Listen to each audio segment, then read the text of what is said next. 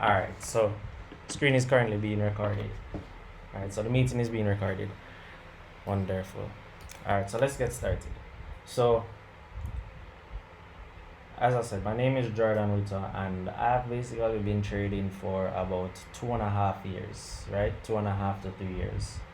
Probably a little bit more, but I wasn't really trading Forex. I was trading mainly cryptocurrencies, right? So, when I first learned about Forex, I was like, yo, this is it. This is what I should be doing, right? So, yeah, I got into Forex, and the first place I learned from was Market Traders Institute. I don't know, like if you guys watch YouTube videos and like you see these ads come up saying, "Hey, would you like to learn to trade this London daybreak strategy?" Thinking that always comes up. Yeah, that's where I actually learned to trade from. So it was this old course, probably from like 2000. It was recording on like a Windows 96 computer. Like it was really old. So I did that. And then I did Wall Street Academy with Q Banks. And like after I did Wall Street Academy, I was like, all right, I'm definitely a trader now. I should be able to make that bag. Wait, let me check something. If I unmute everybody, would it still be quiet? Let me just check for a second. All right, everybody's unmuted. If you guys can keep it quiet, like we can keep it unmuted and we can talk to each other better. All right, that works.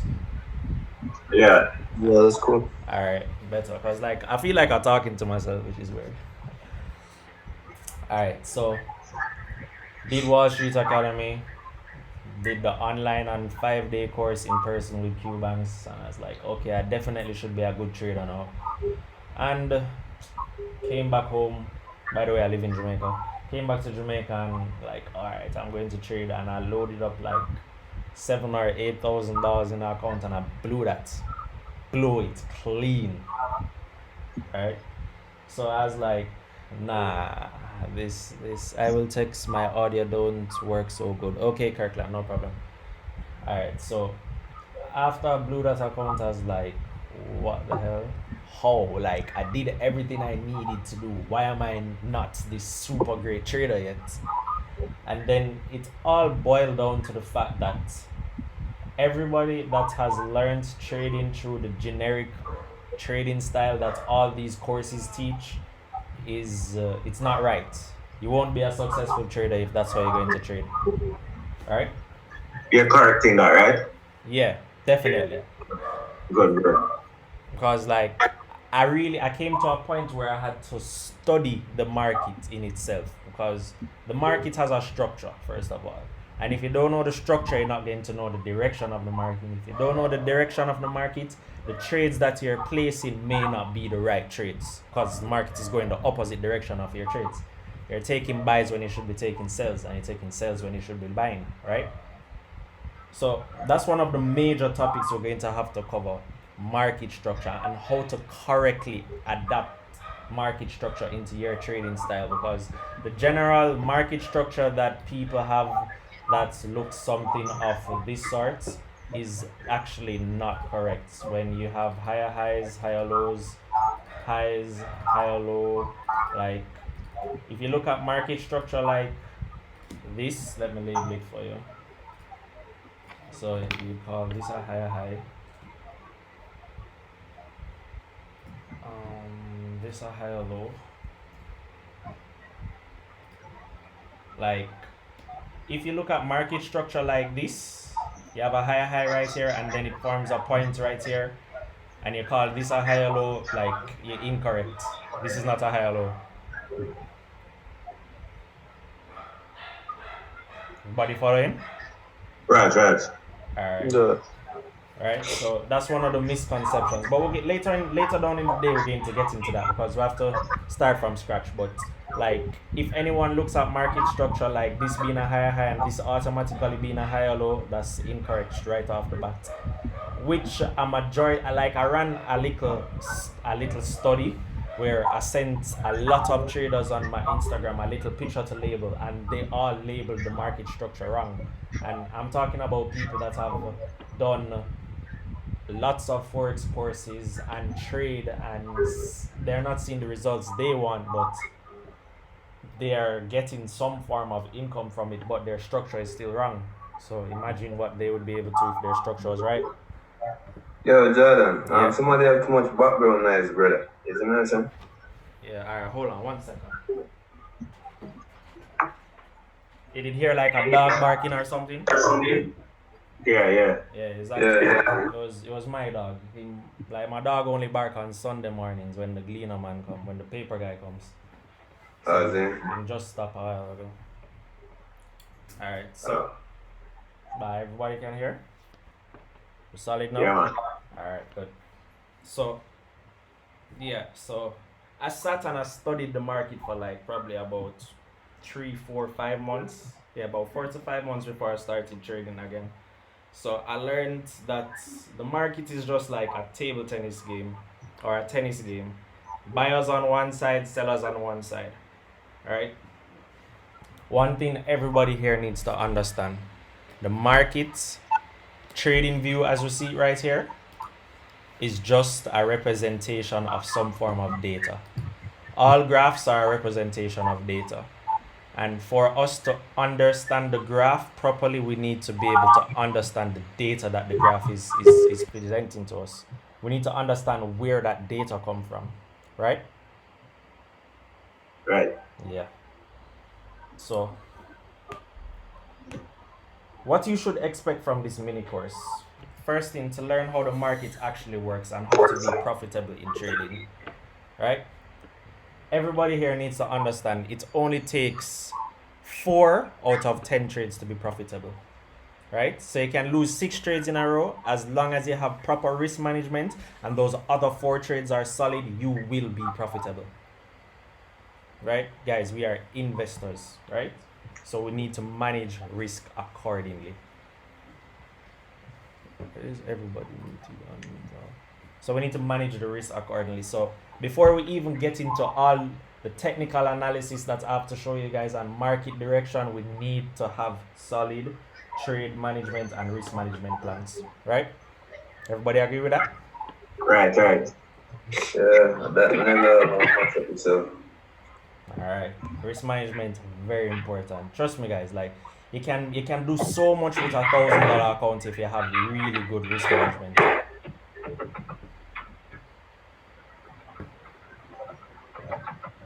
All right, so everybody in here currently trades, or you have some people in here that are completely new to trading? I am new. Completely new. Who is completely new? Say a name. Dominic. What? All right, Dominic's completely new. Who else?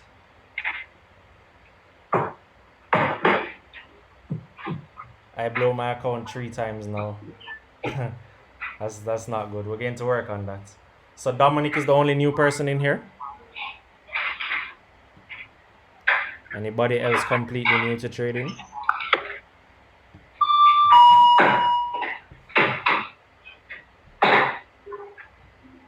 Alright, so I assume Dominic is the only completely new person in here then. Alright, so Dominic, you're going to have to work fast with us. Alright? Second account is almost blown. Don't worry, we're going to fix that, trust me. So, for the sake of taking a new approach with you, definitely. Alright, for the sake of Dominic, we're going to start from like the basics. But to be honest, a lot of people don't really understand the basics of how trading actually works. So, it's going to be a fun day, a fun session. Alright, so first things first. Brokers, right? We need to understand what a broker actually is and what a broker actually does for you.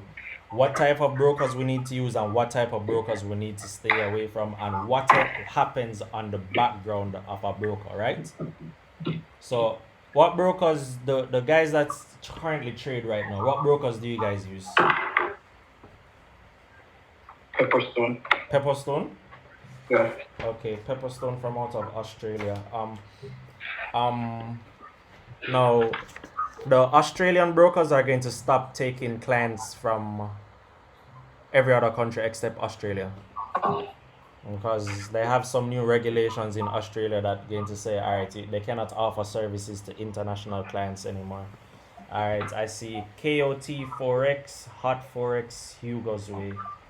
All right, I use Hugo's Way right now. They're the broker I'm actually with. I'm trying to find a new broker though because Hugo's Way has been moved. Like they've been doing some shit lately. All right, so the purpose of a broker, right? Which broker your boy use? Carter. Carter, Yeah. Turnkey, Turnkey. Oh. Turnkey Forex. They're a really good broker too. I'm planning to switch over to them or FXCM, one of those two brokers. All right. Same. So Quick question again. I'm in the US, right? And Yeah. you know it's hard to get into one of them unregulated brokers. They come and try Hot Forex, Robo Forex, nothing I go on. you can use KOT Forex. Yeah, man, I use KOT, but the fuck up thing about KOT, you have to buy Bitcoin. Yeah. Yeah, and yes, man. So to Oh, get that back, though. you want to get back your money? Everybody can see my screen, right? Yeah. All right. You see this site right here, CXIO. They buy bitcoins and send the cash directly to your debit card or wire transfer it to your bank account. Right? So if you ever need to convert cryptocurrencies back to cash, you can use these guys. I recommend them because I use them a lot. We use Coinbase, but buy Coinbase, then send it to yes, man. All right, because I'm in Jamaica, I'm not allowed to use Coinbase. It doesn't the Same. buy and sell feature doesn't really work for us. So No. to get around it, I use cex.io. I know the fuck up thing is that Bitcoin price are run right now, so it don't make no sense. Isn't it? Bitcoin price is getting quite high, like it's going up. Last night about 10,000, now it's about 11,000 now. I doubt it went. Oh wow, it peaked at That run down. Just 211. Oh wow. All just right. want that broker, I can transfer my cash right now. All right, like we're going to be talking about this also. Like, you see this right here? This is some very important information for us as traders. This is called accumulation. Right? You see these long wicks in the market? They're very important. We're going to touch on this later, but like how we're here on this chart for right now, it's very important to take notice of all of this. As I said, this is called accumulation. When the market is in a heavy bullish momentum, some people are going to try and sell, right?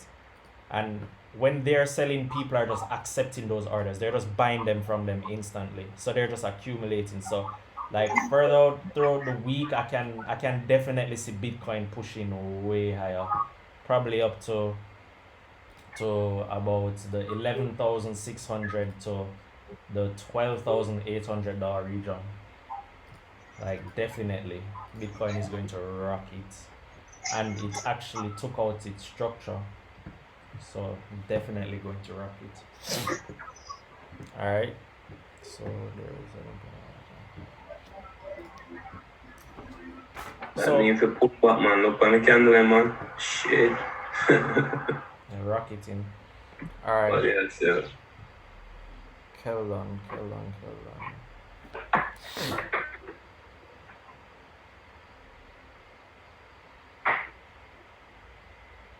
All right. So brokers, right? We need to understand how a broker operates really. This is very important. And again, to show you a trick to know the direction of the market by using your broker. Because you know that brokers basically the broker is basically plugged into a bank, right? So there's a bit of hidden information that their broker gives you, but a lot of people don't really know about it. All right, everybody have MT4 on them phone? Yes. All right, so let me show you a quick trick, guys. Go into MT4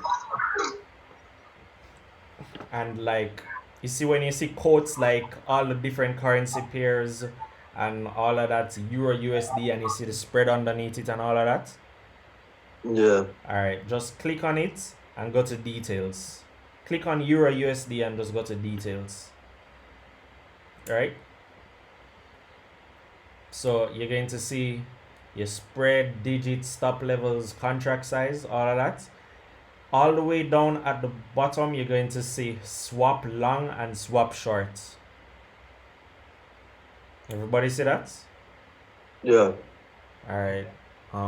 Let me get some feedback in the chat. Like, if you can see that, just type it in the chat. If you can see. Yeah. All right. Got to get couple confirms. 3. I can't see it. I'm gonna do it. What type of phone you have? You have an iPhone or Android? It's a new order, open chart, symbol properties.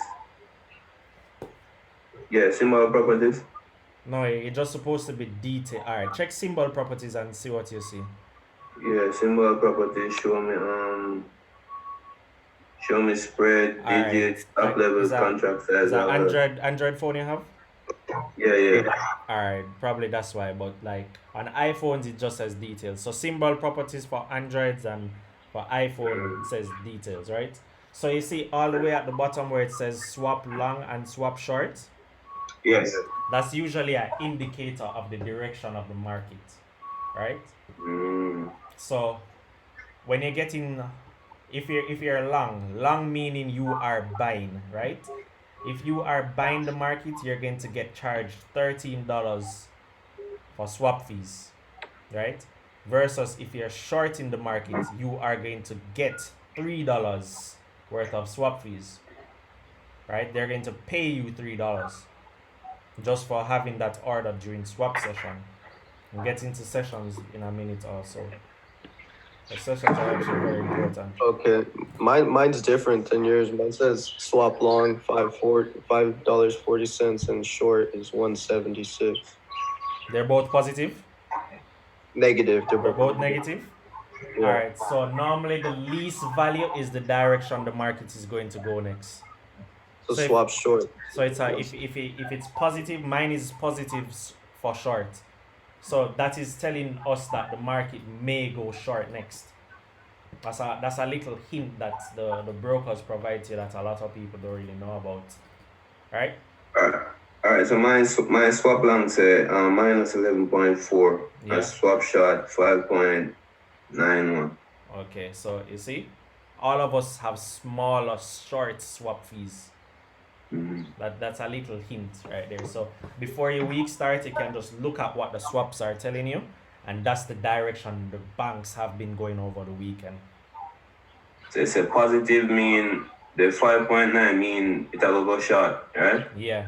It's not going to go short immediately, but the big money is preparing itself to go short. I want negative 11.44 mean.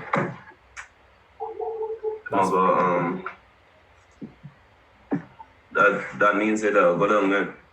Alright. No. What I'm trying to explain is, you see, if your swap long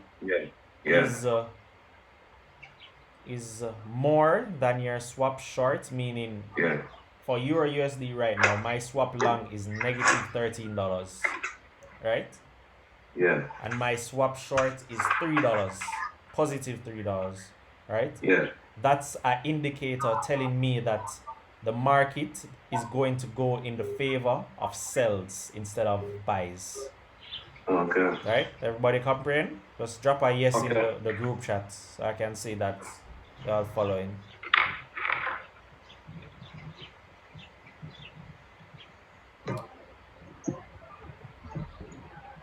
Say it one more time.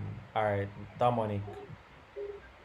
Go over it one more time. So the positive indicator where the market is going. Yeah, the one with the less value, the one with the smaller monetary value is normally an indication of where the market is going. So the smallest charge to you or the more money you receive from swap fees is normally the alright. So Akeem said swap long negative 16, swap short $4.76, right? That $4.76 is an indicator that the market is about to go short. The market is about to sell for Euro USD. You can use that as a hint to the direction of the market. So is it the number that's closer to zero? Because yes, the number that's closest to zero, basically. Well, if it's a positive number, like 5, then that indicates that it's a sell. Okay, got you. Because, alright, Jordan, me looking at that now, that jump and say, well, that look overextended to me, that needs to pull back. This Isn't right it like here? a regular retail trader? But, you know, you can still keep going. That's my problem now. Me jump in shot like me the boss and then them just pick me up and go off, isn't it? Okay. Alright, so I have rules to trading, right? And I'm going to share those rules with you throughout this class. But all trades need to have an interaction, all trades need to have a transition, and all trades need to have a valid execution. Right? So you don't just see price reach somewhere and then say, okay, I'm going to sell, or okay, I am going to buy. You need valid evidence for your buys and you need valid evidence for your sells. Comprehend? All trades must have valid reason. You can't just enter the market and say, oh, it's up right now, it needs to go down. No, it doesn't work like that. It doesn't have to go down. Look at gold. Like, if you were to take that approach with gold, right? You see gold on the daily shoot all the way up here. You're probably like, oh, it needs to go down now. No, it does not have to go down. It can continue going up. A mistake I personally used to make when I was looking at the market from a solely retail trader standpoint is that the market, I used to focus mainly on reversals instead of continuations, right? Everybody wants to catch the turn in the market when the market is going to stop going up and start going down. No, that's not what we should be focusing on. We as traders should be focused on continuation moves, right? So if you see the market going up, more than likely it's going to continue going up. So you should buy instead of trying to find a resistance to sell from. Yeah. And then that all has to do with the direction of the market, because market structure, I tell you guys, trust me, market structure is very important. All right, so we spoke a bit about brokers. I told you guys that little hint. Now, how brokers actually make their money, right? Brokers make their money through spread. All right. So, everybody knows the 4 trading sessions, right? Australia, Asia, London, yeah. Okay. Depending on where you are in the world, the times may be different, but the basics trading session is Aussie session, the JPY session, the London session, and the New York session. Correct? Body following? Yes. All right. Now, in Aussie session, the reason why Aussie session is important is that's the first set of banks to open for a new day, right? And the Aussie news is the first momentum to hit the market for that trading day, right? That's a very important note to take consideration of. Then you have the JPY session, then the London session, then the New York session. People normally say that, oh, you're supposed to wait until a specific session to trade, but that's actually not true, right? Trades happen when trades happen, and I'm going to show you guys how that really makes sense later, because my trading style, I'm trading from one zone to another zone. But yeah, can see Raja Banks in the man they trade Aussie and Asian session and I make money same way. Yeah, you don't have to wait until London session or New York session when the momentum is high to take trades. Like most trades, to be honest, guys, you may not believe this, but the best trades happen during 4 p.m.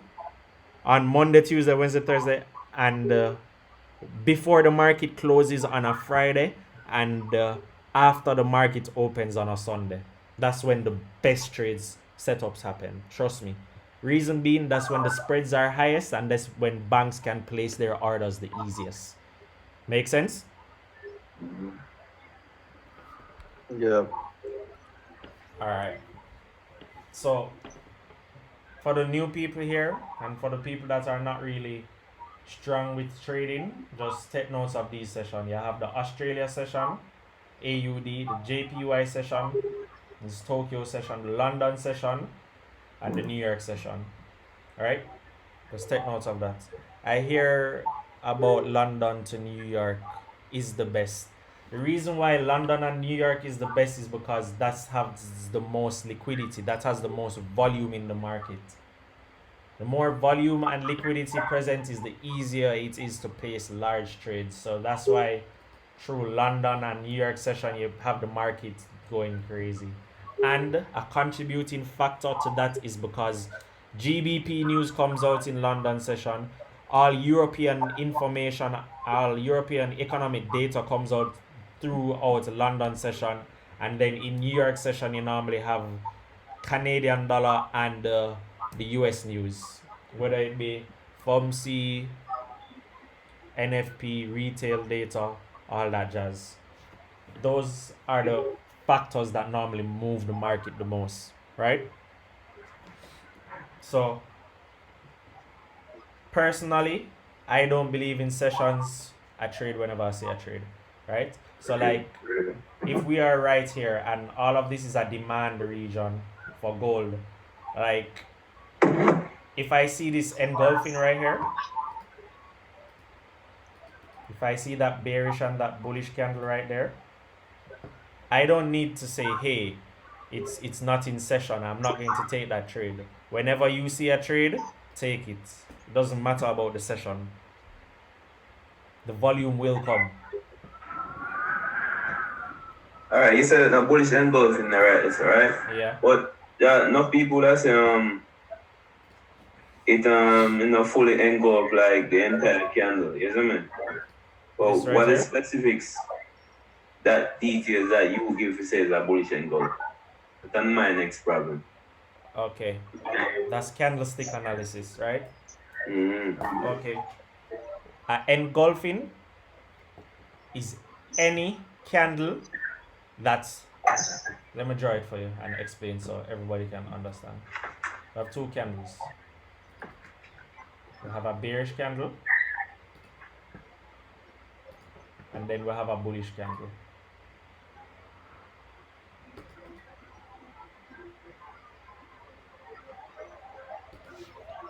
Right? This is a bullish engulfing. No matter what size this bearish candle is, as long as the candle to the right, the bullish candle is bigger than this bearish candle, it's an engulfing. Period. Oh, Right? okay. So this Even if the red candle lower than the engulfing candle, pardon like me? oh, the example you show. Right here. Yeah. Even if the wick went lower, Yeah. no, the wicks don't have anything to do with it. We're talking about the candle bodies. Oh, okay. Okay, right? As long as the candle, if we're looking for bullish engulfings, we'd only be looking for bullish engulfings at levels of support, right? Yeah. Right? So this is a bullish engulfing. If we had a bearish engulfing, we're looking for bearish engulfings at levels of resistance. So a bearish engulfing would look like this. We have a bullish candle up at the level of resistance, and then we have a bearish candle closing lower than the previous bullish candle. So this is at support, this is at resistance. Let me label this. This is actually very important. It's something called tested and broken areas that we have to touch on later. Alright, look on this again on your chart. I'm not try running off track, but right here, so on the chart with the morning star pattern. You know, I don't focus on any of those things. The big bearish candle, right? No, you go too far. See, right? The big bearish candle. This right here? pull back. The pull back. Yeah. Yeah. You'd sell right there? No. Or what about it? So the candle after it, the bullish candle after it. What you classify that as? This? Yeah. Because that bullish engulfing too, because it engulfs the pin bar. Okay, Smaller candle in the middle. so look at this. Wait, there's 7 participants here. There's supposed to be 8. Alright, hold on. I'll find out about that in a second. Right, this candle formation right here, all of this is just a retest of this area. This was a level of resistance. The market broke that level of resistance. It came back, retested it. We had a transition of momentum and a transition of market structure on the low time frame, which gave us this big bullish push. That was a tested area, right? Guys, the simplest things in trading are the most important. So the only things I focus on in the market is support, resistance, supply, demand, market structure, and trend lines. That's all. Right? Because I said this once already and I'm going to say it again. All trades come from an interaction that has a transition within the market structure on a low time frame and an execution based off candlestick analysis, whether it is bullish engulfings or bearish engulfings. Brandon, you signed off a while ago? Oh, my laptop died, man. Okay. All right. Good, man. I was just asking where the other person went, so it's good that you're back. So this up on the daily time frame. Yeah. Your entries them up on the 4 hour where you end up on. Because alright, inside of this candlestick price action pattern right there, so them have Q banks say have a engulfing candle inside of it. You know what I mean? Yeah. So on a lower time frame. Engulfing would normally dictate a sell, but alright. Showing you guys this right now is jumping the gun because I'm going to get into this throughout the day. But I'm just going to give you a quick example. We have resistance right here. This is a known level of resistance. Known levels of resistance create unconfirmed levels of support. How do we confirm a level of support? We have to see a low time frame trend transition, right? So my definition of low time frame is the 5-minute and the 15-minute chart because seconds make minutes. If the market is going to go from bearish to bullish, it's going to start on the 1 minute, then the 5 minutes, then the 15 minutes, then the 30, so on and so forth, right?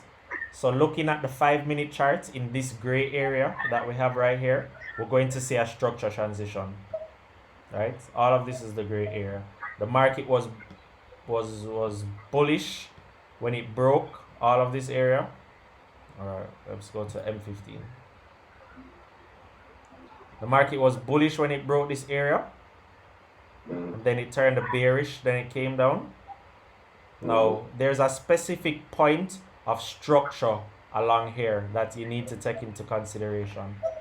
You always need to find out what is maintaining the structure. As I say, I'm jumping the gun here because I'll explain all of this in detail when we start market structure. By the way, I hope everyone has a book because trust me, you're going to write a lot. You're going to have to write and draw a lot. Right? So the point that is maintaining this low time frame structure all along right here is this point. Let's make this line black. Right? Now, this point is very important. This is telling me that the market is no longer bearish, but the market is now bullish. Right? This point right here. So it's like a ripple effect. When this level breaks and retest right here with this engulfing, that has showed me a M15 transition. Right? The market has transitioned right here. So it's not bearish anymore, it's bullish. So my entries would be immediately after this level. So let's just put a line right here and call it entry. Style, entry. I'll show you how all of this makes sense when we're doing market structure later. But if you look at that entry on the 1 hour, we see that price immediately just rockets away from that level. And then we have a H1 structure break right here. The market transitioned on the H1 right here. With the break of this level. I can't go, man. The break of this level and then the slight touch right here. Retest. It's a quick retest. So you have... Let me get rid of these lines are too thick. Let's turn them down a bit. Right. Right. So we have our entry right here. This is where the market transitioned on the M15. Then the market transitioned on the 1 hour time frame right here. If we go to our 4 hour, the market was in an uptrend. All right, with the 4 hour, the market never broke structure. This level right here was what was maintaining our uptrend on the H4. So all of this right here is a demand region for us to buy.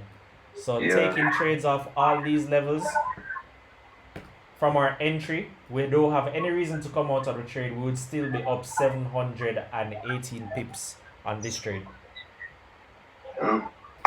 Right? But as I said, we'll get into all of that later because I have a structured course out for all of it. So this little area pause right here, so we start the box right here. So this right here. That area there is the orders are being accumulated. This is a demand region. Right? This is cheap gold. All along right here is cheap gold. Right? And people are willing to buy because the aim of trading is to buy low and to sell high. That's the golden rule in trading. Buy low, sell high. Right? If you're buying low and selling high, you'll be perfectly good. Right? So this is low for gold. So this is a good investment. When you're trading, think about all your trades as investments in the market, which is the next topic we're going to cover. We're going to talk about the money that actually, why not lower than M15 and M5? You can go lower for specific currency pairs. So for like Australian dollar, I would use like the M3 and the M5. But for pairs that are very volatile, they move a lot, like GBP pairs and gold, I prefer to use the M15 because it gives me more confidence in my order when I use the M15. For US dollar pairs, like as I said, Australian dollar, US dollar, AUD, USD, Euro USD, everything like USD CAD, everything that has US dollar in it except GBP USD, I would use the 3 and 5. For GBP pairs and gold and oil, I use the M15 to stay on the safe side. Copy? Yeah. Okay. So, as I said, we need to talk about, we're still talking about brokers, right? But we need to talk about money as it relates to brokers. Everybody knows the breakdown of your position sizes, your lot sizes when you're trading. Yeah. Let me get some feedback in the No? Okay. Alright. So 2 people said no. Alright. So look at this. Do you know how much money a standard lot actually is? We have lot sizes. Standard.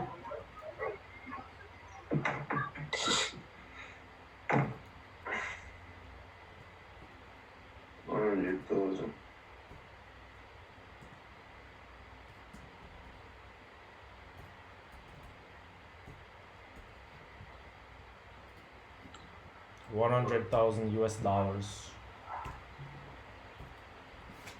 Who's messing Instagram? 0.10 equals 10,000 US dollars. And then 0.01 equals $10,000 or $1,000.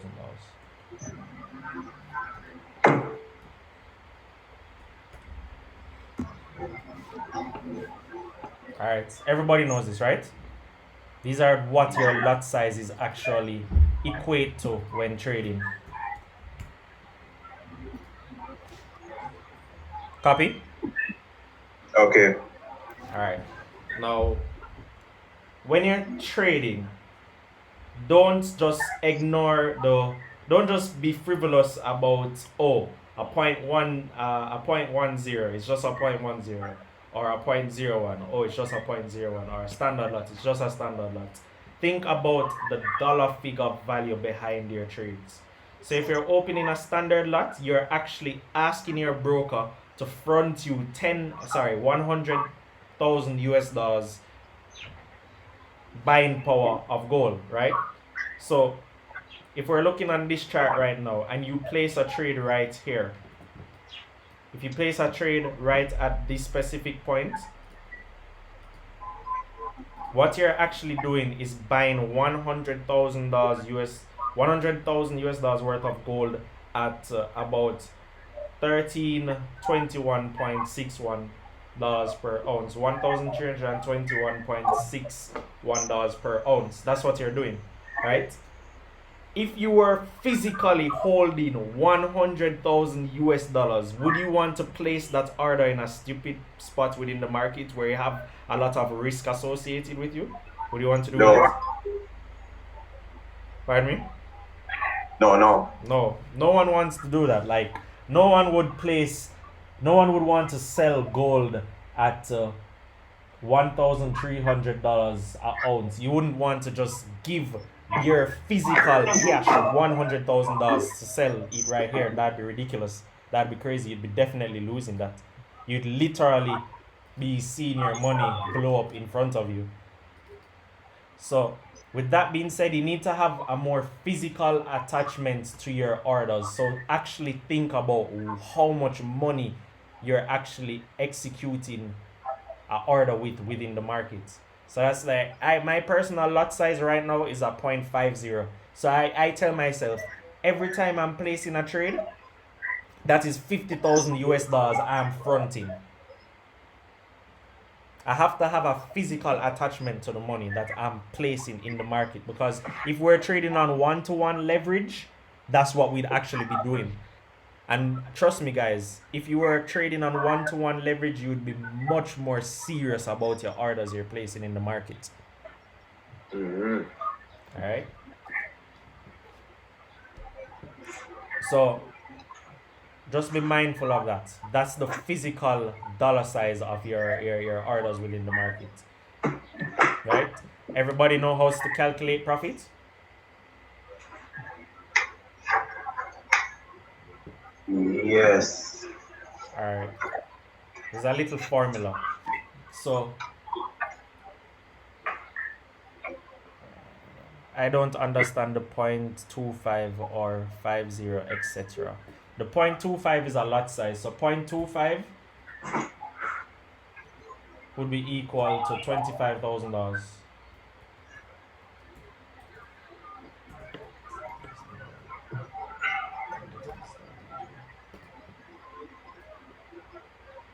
So all of these are just lot sizes. Your lot sizes is how much you are executing on a trade, per se.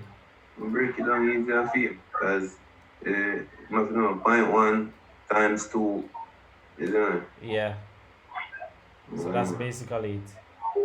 Multiply the 0.1 by whatever your lot size is and you get your answer. Alright? So try to have a physical attachment to the money that you're actually executing within the market. Right? Everybody knows how you actually your orders are actually executed, right?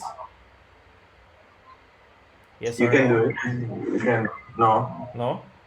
No. All right. Everybody knows about spread, right? Yeah. Like, let me see some feedback in the group chats. Oh, Yeah. by the way, in case anybody's actually wondering what we're going to go through today, I'm just going to show you a little example of it. Because trust me, when I say we have a lot to do today, we have a lot to do today. All right. You see this file right here? We have to go through a majority of all of this information. We have a lot to do today. Like a lot.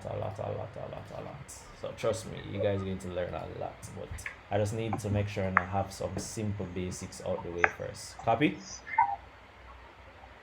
Alright. Alright.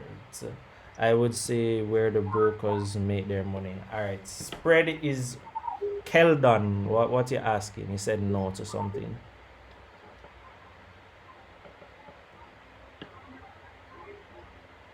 Let's give Keldon a second.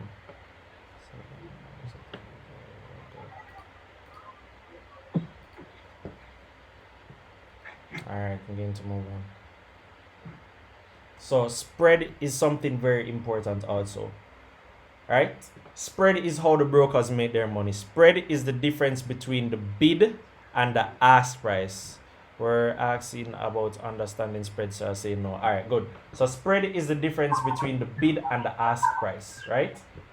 Now, as it relates to brokers, spread is one of the tools brokers use to take you out of your orders.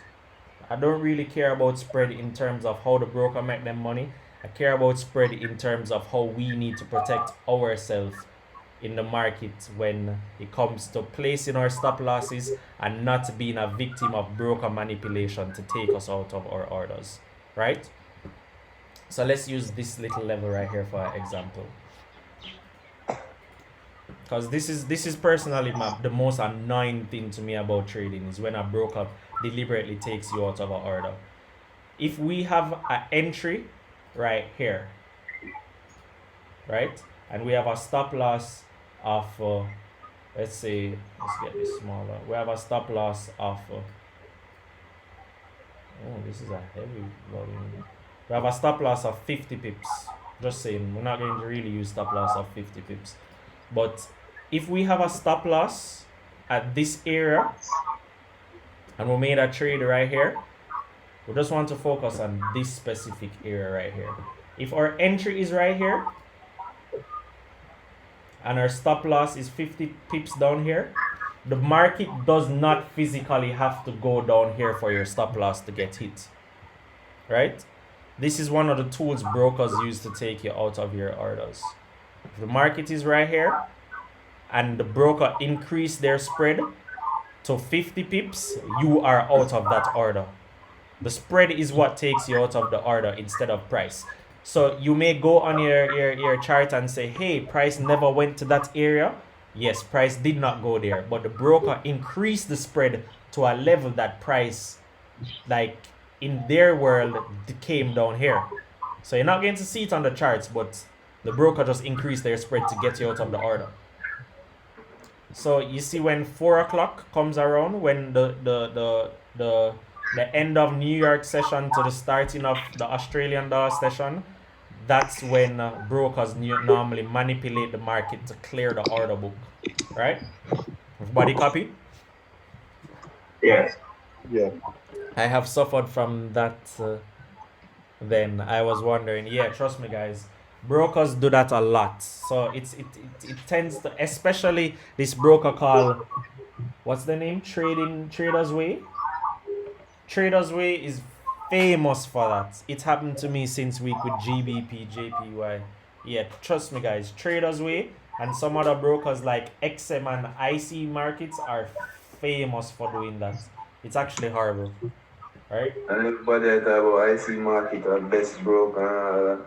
Nah, trust me, guy. The best broker I ever used was Turnkey Forex, but me and them are not on good terms because basically, like, I did something that they normally do to us. I did it to them, and they weren't pretty happy with it. So what had happened was, everybody know what slippage is? Yeah.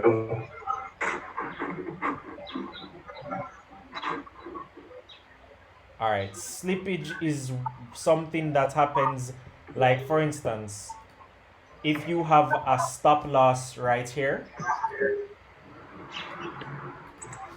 and the market comes to this area, your stop loss doesn't get hit, like the price just runs through your stop loss and your account just continue going negative and negative, and you're like, why didn't my position close? It's called slippage. So the broker was not able to close your order. So you need to know this also. There are 6 types of orders in the market. Pending orders. We have buy limits, buy stop, sell limits,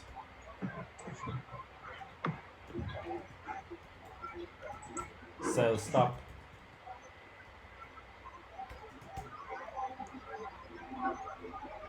take profit, and stop loss. So these are the 6 types of orders in the market. These are the 6 types of pending orders within the market. We have our buy limit, sell limit, buy limits, buy stop, sell limits, sell stop. I can't set a pending order. It always say invalid stop loss. Alright, we'll soon touch on that. Alright. Sell limit, take profit, and stop losses. These are what the brokers love to manipulate. Especially your stop losses and your take profits. Right? So you need to always be cautious about where you place your pending orders, because if you place them in certain liquidity trap spots, you'll definitely get hurt in the market.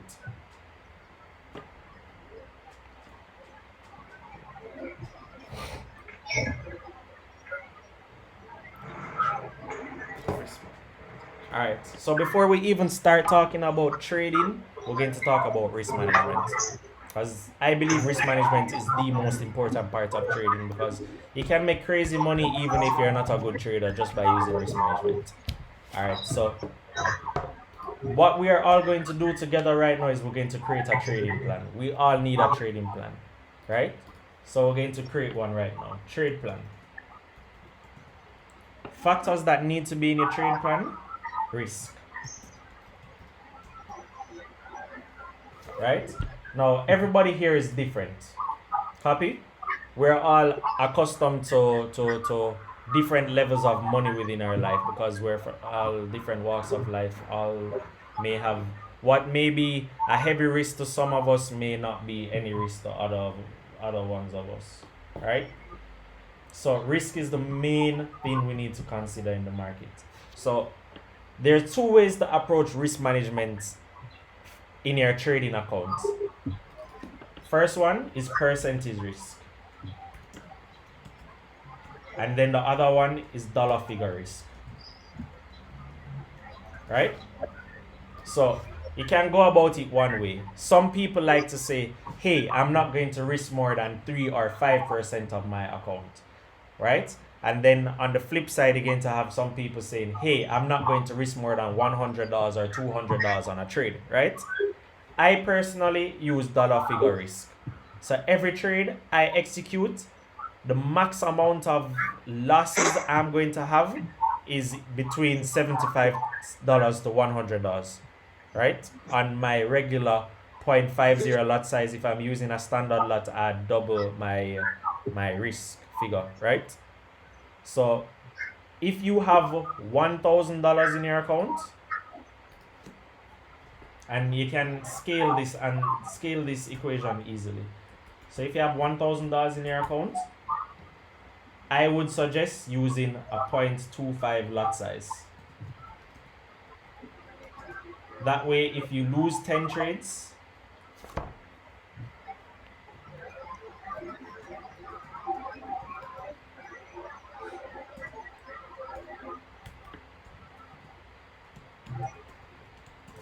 if you lose 10 trades in a row, you down $750, you still have $250 left in your account. $250 can do a lot.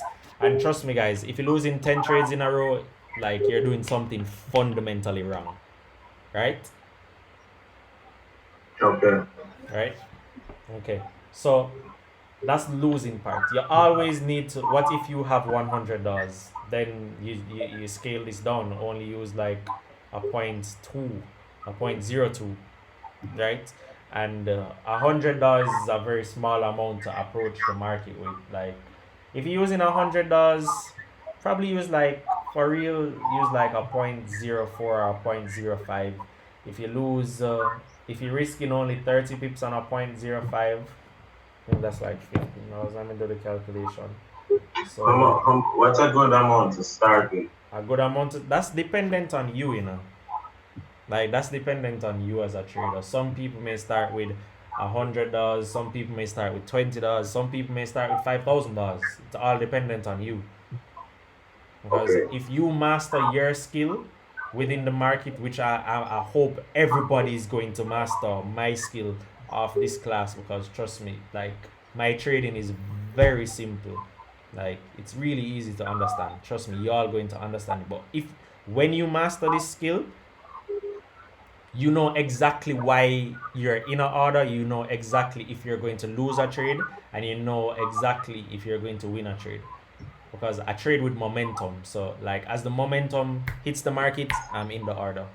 But if you're using a $100 account, like, you can use 0.0, let's say 4 times 30 pips. Losing $12 per trades. If you lose 10 trades in a row, your account is blown. So you have to use a smaller lot size. You have to use 0.03 times 300, 9 times 10. The only position size you can use on a $100 account is a 0.03. That way you can lose 10 trades and still have a remaining value in your account. So that's how I approach risk management, and trust me, there's no day when I lose 10 trades in a row. Trust me, you're going to see when I start explaining market structure. Right? So you need to always know how much money you are going to lose when you enter a trade. There's only three things I worry about. Sorry, there's only two things I worry about when I'm. What if you have do the calculation, please? Kirkland. Send that at 10:12. Do the calculation, please. Do I still need to do the calculation? I think I just did it a while ago. Kirkland.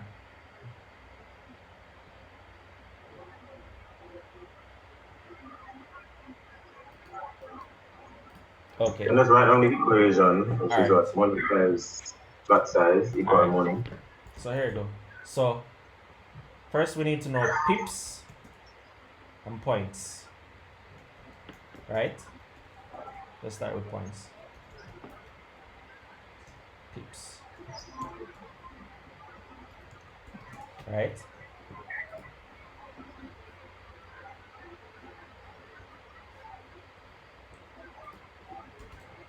So 10 points equals 1 pip. Right? And also, lot size multiplied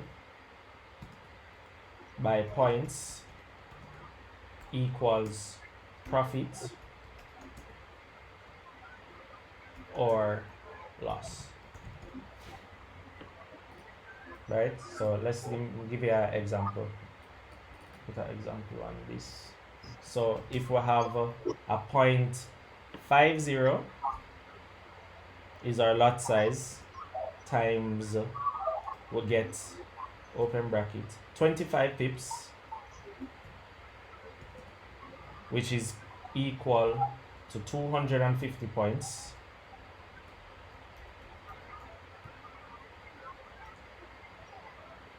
Close bracket.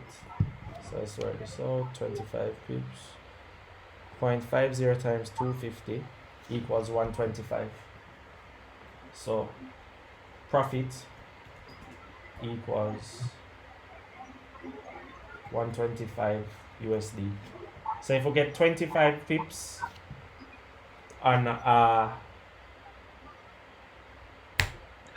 if we get 25 pips on a 0.50, that's $125. So you just multiply the pips, multiply the points by the lot size, and you're good to calculate your profit and loss. Oh, hold on, let me put it right here, so. So put this right here, so. Put this right here, so. Let's get this bigger. And then put this right here, so.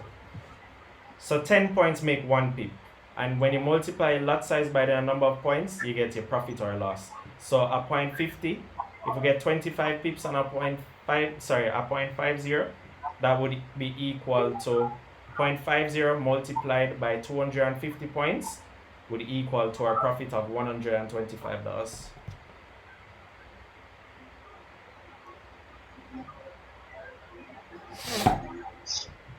So Kirkland, that's the calculation. You can write it down.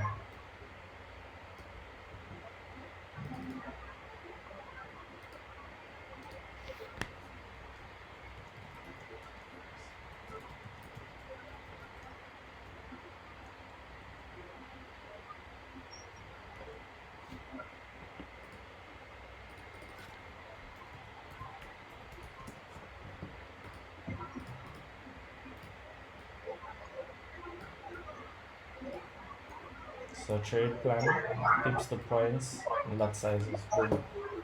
Alright. So moving along.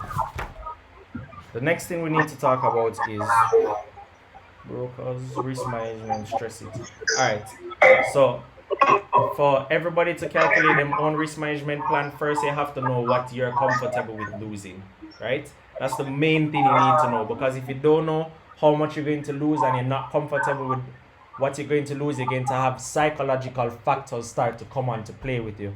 And everybody here that trades must know about the emotional ups and downs as it relates to trading and risk management.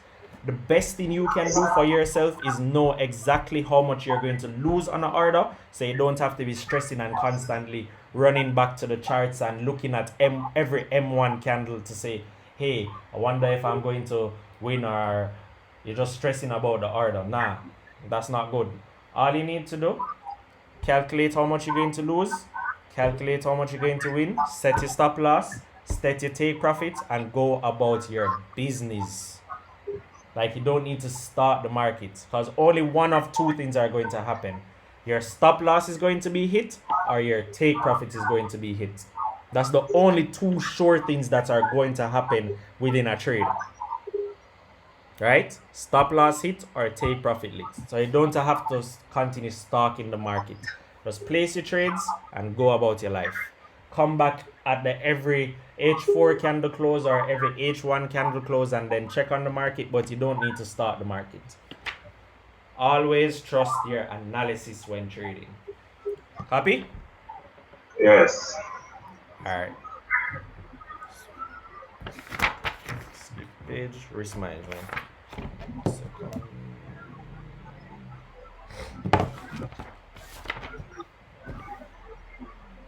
Alright, so getting into technical analysis now. First things first, when it comes to trading, we need to know the direction of the market, right?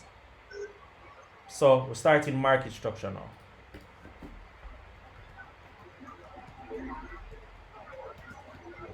Alright, I need everybody to pay attention, because like, if it is one thing you need to take away from this little mini course, whatever you want to call it, it is this. This is the most important thing I'm going to teach here.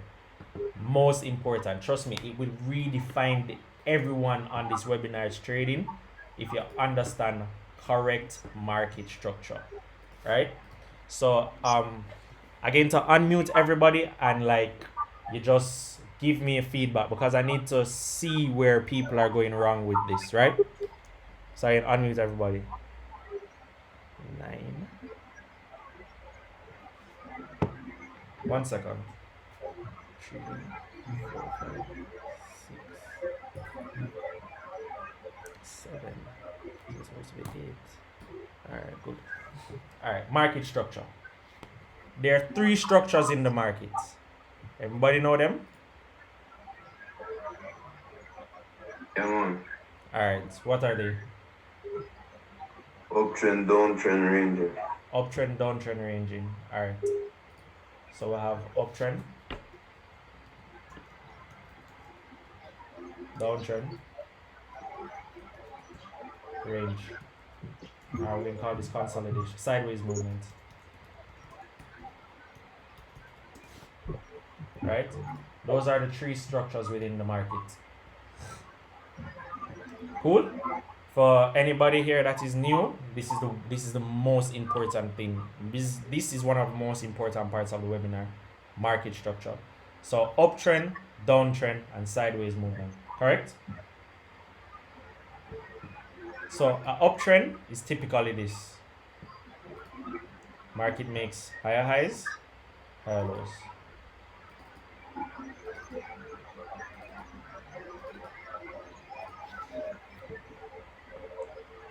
Sideways movement is when the market is consolidating between 2 points. So you may have the market doing this.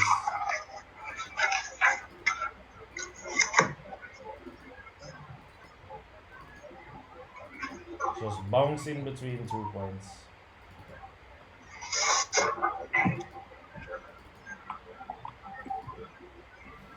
Right? Sideways movement. Now we need to talk about downtrends. Downtrends are just the opposite of an uptrend. Market moving. Lower lows, lower highs, lower lows, lower highs, lower lows, lower highs, lower lows. Right? Now there are some rules to market structure.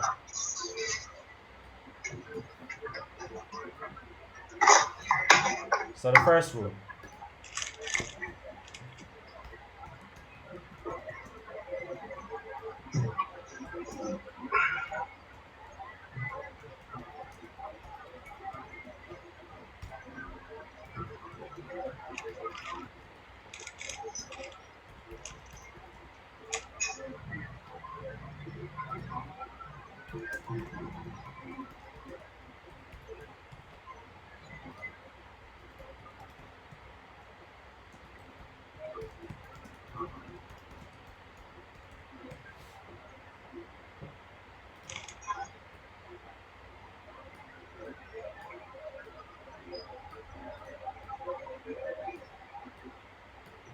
Alright.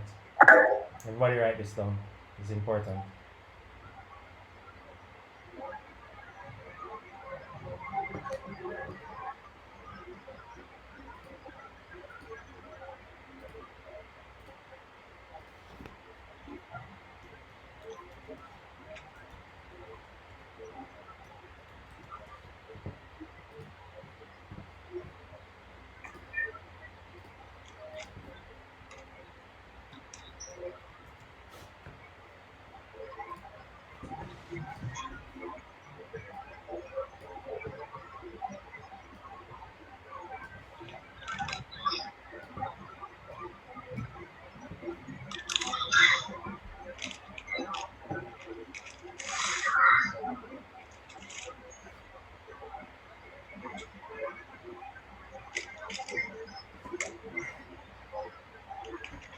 Guys, let me know when you finish right this. Here.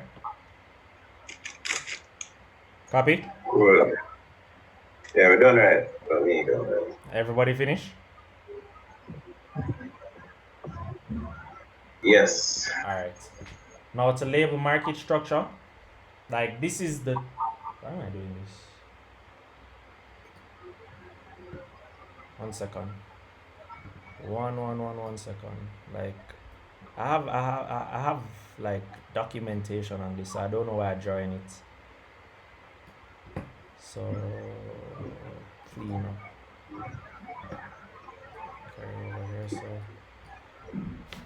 market structure.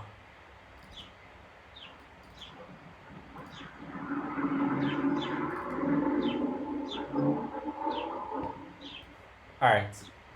So this is the theoretical definition of an uptrend and a downtrend, right? Uptrends make higher highs and higher lows.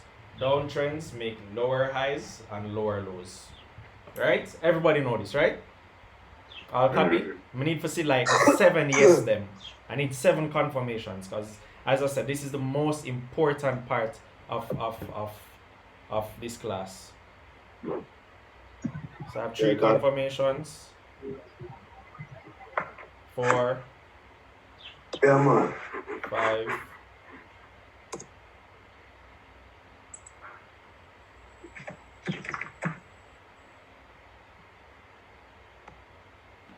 All right, we all capiche, right? Good. So we'll understand the theoretical definition. The next thing we need to know is what maintains an uptrend, right? Uptrends are maintained by the higher low. So we need to write that. Let's put this right here. So we'll all have this, right? Copy. We'll go on like Yes. a different pair for drop on here now. Alright, hide, delete everything. So text tool right here.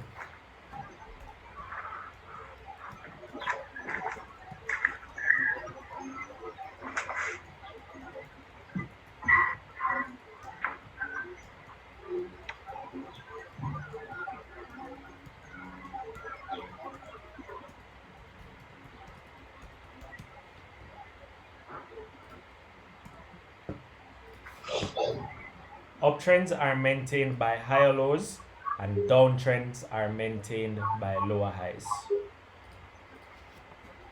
Rules to structure.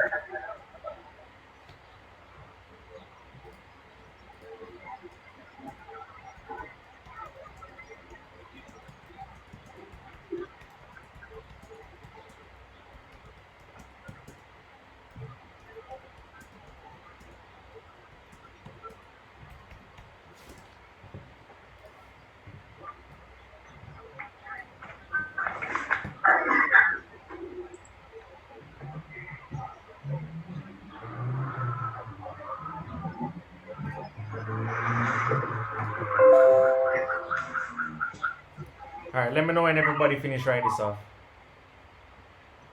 Okay? Okay. So we can. So am I right? If we have the screenshot feature on the machine, on the laptop, we can screenshot it. Yeah, you can screenshot it if you want, but like trust me guys, this is very important. And I get to show you on the charts how easy it is to trade if you understand these rules instead of the typical conventional higher high, higher low, higher high, higher low market structure. This is the main defining point in trading for me. This was one of the major changes I had to make to my trading style to start being profitable. And I'm sharing it with you guys. This very important. So let me know when you finish writing. Actually, that didn't make an error. It's spelled create wrong. wait, But it's alright. Wait. E missing. Hold on 1 second. Creates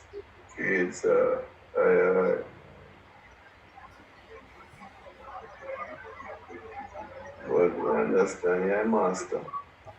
Something. Not No, on no, money no. by the unless you create some. Aye.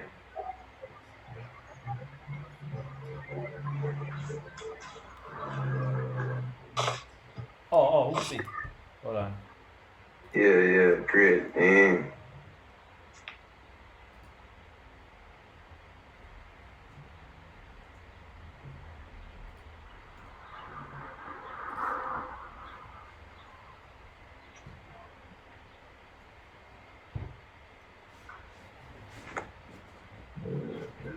Alright, so 2 people finish. I need to see the 7 finish in the chat. I need to see 7 people type finish. No man left behind.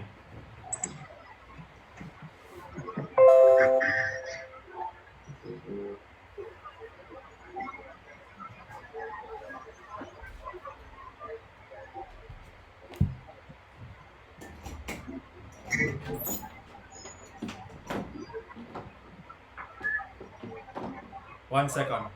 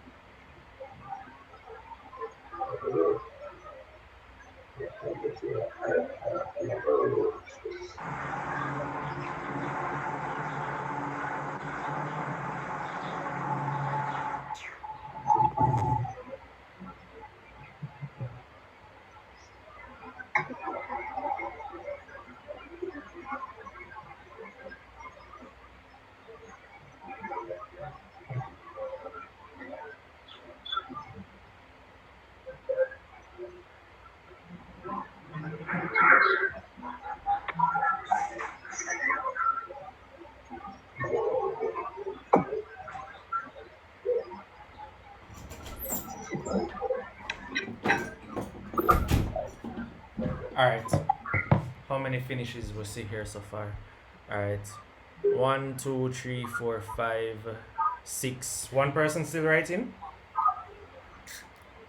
I see 6 finished so far. I need to see the 7 finishes. 1, 2, 3, 4, 5, 6. Still? Alright, still writing Kirkland? Alright. When Kirkland finishes, start to explain.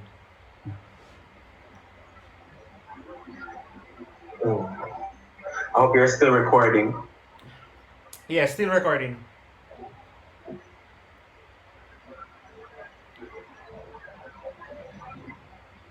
The entire webinar is going to be recorded, guys.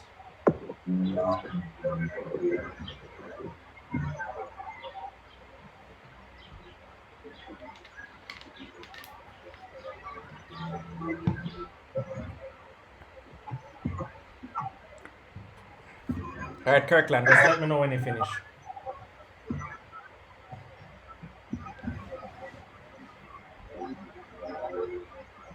Alright, good. So I'll have these rules to structure. Alright, these rules are golden. So let's try something. Let's go to a different currency, XAG. Let's talk about market structure and only market structure now. So I need just draw a bunch of squiggles.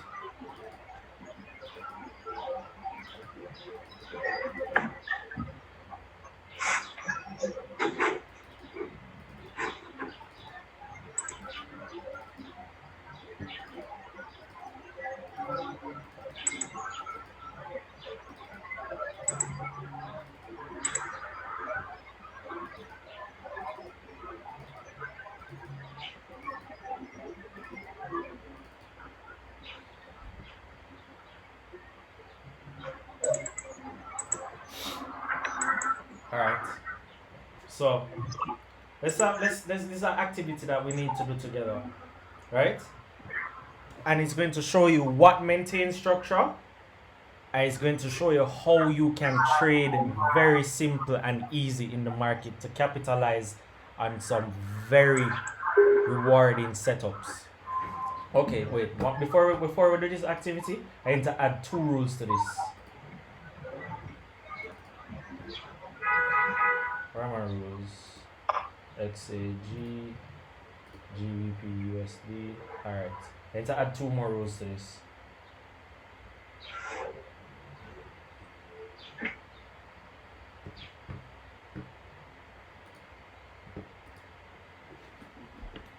The aim of uptrend is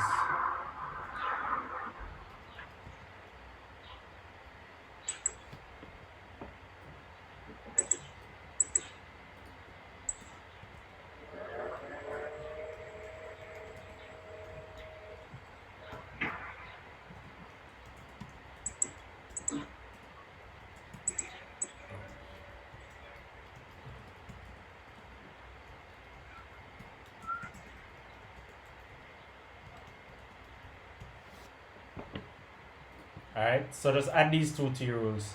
The aim of an uptrend is to create a new higher high. The aim of a downtrend is to produce a new lower low.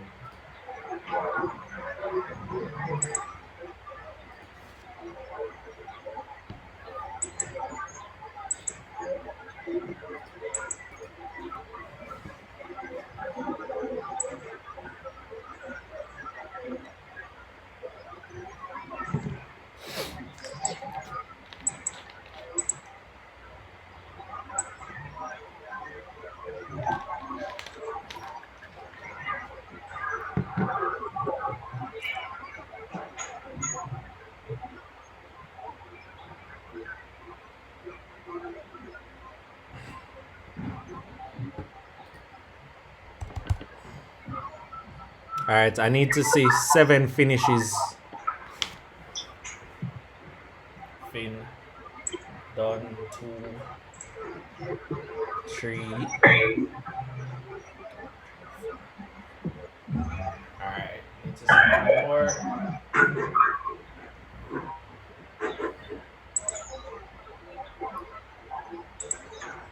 6.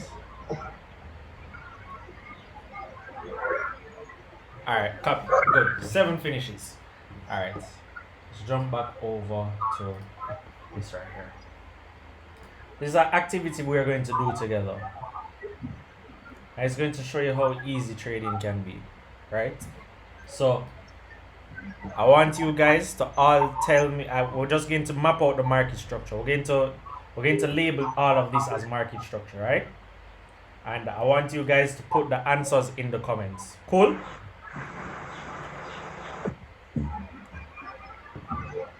Alright, let's get started.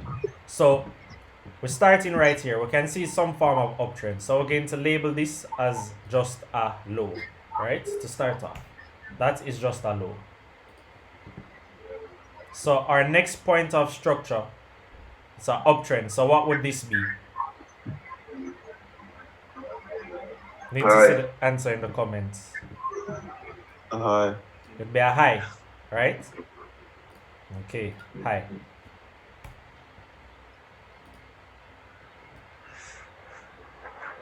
Right? So what's our next point right here? Higher low. Higher low? Alright. Let's change this to higher high first of all. This is our first higher high. Right? So this is how I want you guys to approach the market. Right? Because everything to the right of right here has not happened yet. Okay? So the market is only right here. So the market comes and it establishes, it hits a level of support, right? And a low is created. Low. Copy? When this low is created and the market continues, something happens along right here. Let's change this line to a small line and let's make this line this one. Alright. You see when the market breaks this higher high, what happens? Right. What is this point now? That's a high. This is a high. This high is higher than the previous high. So it's now the new higher high. Okay? Right? Now, this is the very important part I want you guys to understand. Pay attention here. When a new higher high is created, the low that created that higher high is now validated as a higher low. Cool? Yes, yes. Remember our rules. It cannot be a higher low unless it creates a higher high. Copy? Very important. Yeah. Moving along. So the market created this higher high. Whenever the market creates a higher high, when I was just starting to practice this style, when I was testing it out, what I usually do is I'd have a dotted line at the previous higher low. Like I just draw a long dotted line so I can know where my point of structure is. So I'd have black, it would be about that, and it would be a dashed line. So that is my point of, this is what is maintaining the uptrend for me, right? This specific higher low. Check back the rules, right? So when it makes this higher high and the market continues, hold on, too much noise right here. I'm going to mute you all. Everybody muted. Okay, good. Alright, boom. So I just muted everybody, so I only want like feedback and answers in the comments from now, okay? Alright, I'm just going to put these 3 dots here to know where I am. Alright? When the market creates this higher high and pulls back and forms a level of support, what is the point right here? What would this be? What point of structure would this be right here? Remember, nothing in this blue zone has happened yet. All we are concerned about is what is going on right here. So what point of structure would be right here? Alright, everybody's saying high or low. Remember this. This is how I want you guys to approach the market, right? We do not know what has happened yet. So before it can be a high or low, it has to be a low. It's always a low. Okay? Any point of support, any point between the higher low and the higher high is always a high or a low until we see it break that higher high. Comprende? So for now, this is a low. Right? Only a low. And this is our higher high. So when the market continue moves and it breaks that higher high, forming a new higher high that is higher than this high, then we can move this up here, call it a higher high, and when this higher high is created, it validates this low as a higher low. Copy? Copy. All right. So the market continue, the market continue, the market continue. Boom. When the higher low is created, remember, just move your line to show what is maintaining the structure, right? So this higher low is maintaining the uptrend structure now. Cool? So make a higher high, market comes down, boom, all the way down. What is this point of structure? Low. It's a low, okay? Good. So put in our low. Now, the market continued and came all the way up here. Did this low make a new higher high? Yes or no? Good. It did not make a new higher high. Right? So what is this point called right here? Oh, it's a high. Dominic, it's only a high. Right? Only a high. Hello, Dominic? I hear you. Yeah, alright. It's only a high. So we're going to put in high. Reason why it's only a high, any point between the higher high, the established higher high, and the established higher low is only a high or a low. Right? Yeah.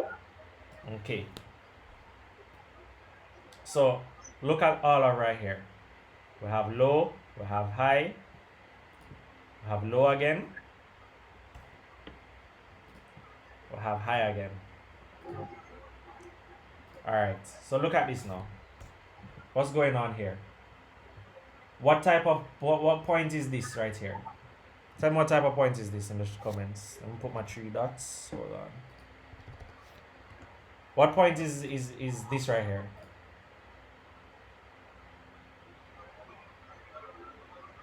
Okay, good. It's only a high, right? It's only a high because it has not taken out the new higher high. Any point between a higher high and a higher low is just a high and a low, right? So the market continue. What point is this now?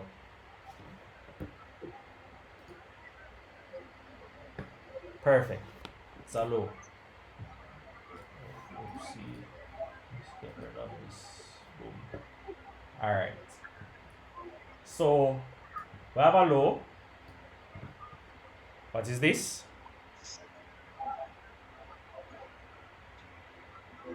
All right. We have a high. All right. We have our high, and the market comes down, and the market breaks this higher low. When the market breaks this higher low, what is this point?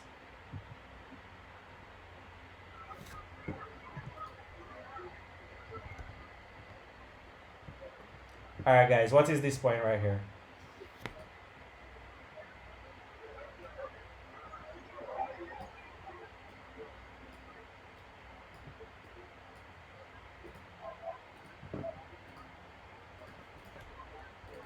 All right, I'm getting some mixed answers. All right, let's start from, I have lower low, I have low, I have low, new low, lower low, low. Okay, so along this point right here, remember earlier I was telling you guys what maintained structure? This is the point that was maintaining structure. Structure broke. So this was maintaining our uptrend. This higher low was maintaining our uptrend. When the market came here, it broke this higher low, creating a new level of structure. And this new level of structure is a transition from an uptrend to a downtrend. So now this is our first lower low. Copy?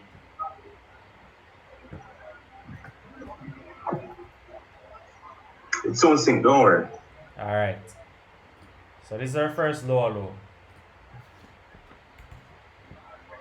Now, this is the very important part. This lower low was created by this high, right?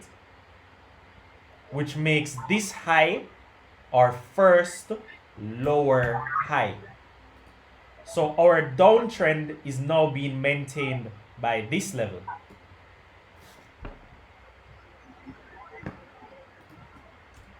Copy? Right. All right. So with the downtrend being maintained by this level, what would this point right here be? So we have our first lower low.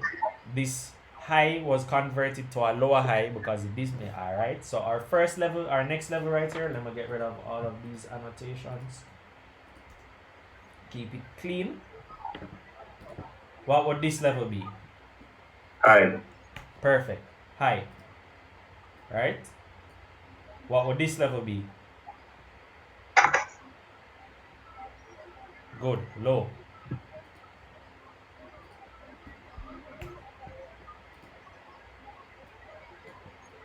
Okay. What would this level be? Alright. Alright. I'm getting the higher highs. So I'm not copy them. I'm not following. Alright. Good. Higher high. Right? When this higher high is created, what happens to this low? This low becomes what? Oh. Alright, perfect. Higher low. Right? So with this being the higher low, now we know what is maintaining our uptrend structure. Right? So we have a higher high. Market come. Market created a low.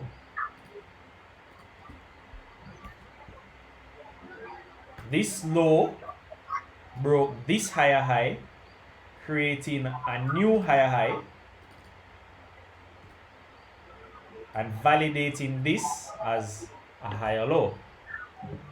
Right? And I get the gist, and it's following now.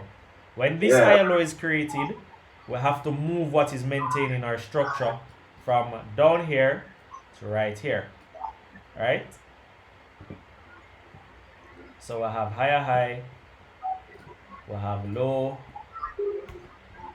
This low broke that higher high, validating it as a higher low because it created the higher high up here. So boom. So now we know that this is maintaining our structure. Let's carry this all the way over here so can move a bit faster. Oopsie. Alright, so we have our high or low, we have our high. What is this point right here?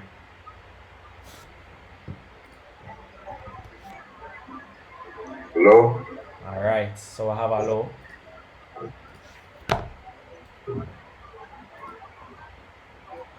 What is this point right here?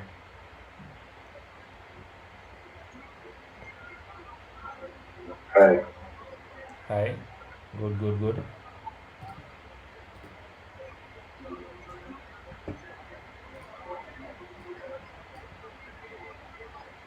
What is this point right here? Lower low. Lower low, perfect.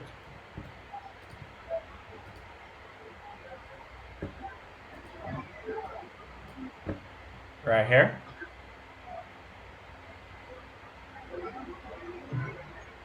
High. Somebody just said high. Alright. High. Okay. High, not high. Okay. Before we can look at this point, remember we need to come back over to here.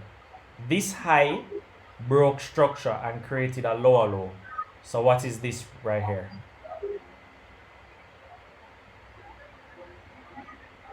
Alright, perfect. This is our lower high. Now we know that this, now we know that this is maintaining our downtrend, right? Right. Alright. So we have our transition right here. We have our first lower low. This is now a lower high. What is this right here?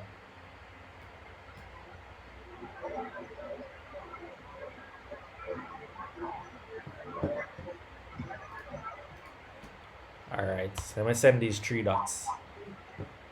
What is this point right here?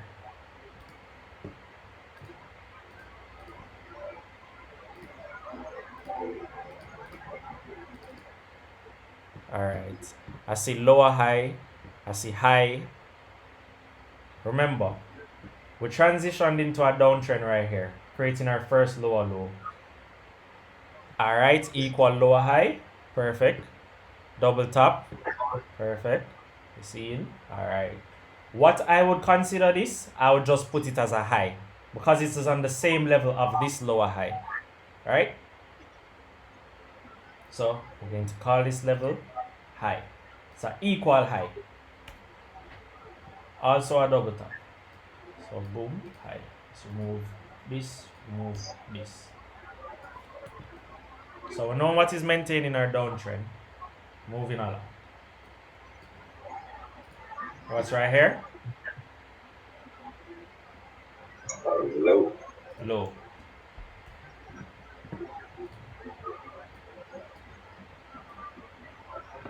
What's right here?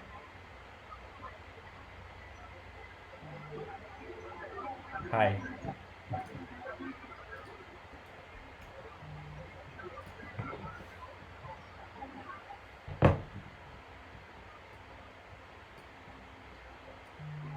What's right here? Low. Perfect.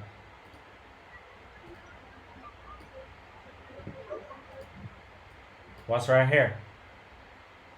Higher high. Higher high. Perfect.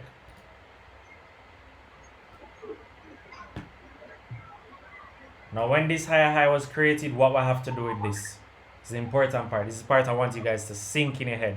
When the higher high is created, what happens here?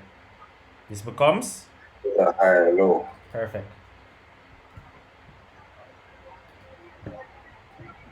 So higher low, higher high. This is a low right here. This low, well, first we have to switch what's maintaining structure. No structure is being maintained right here.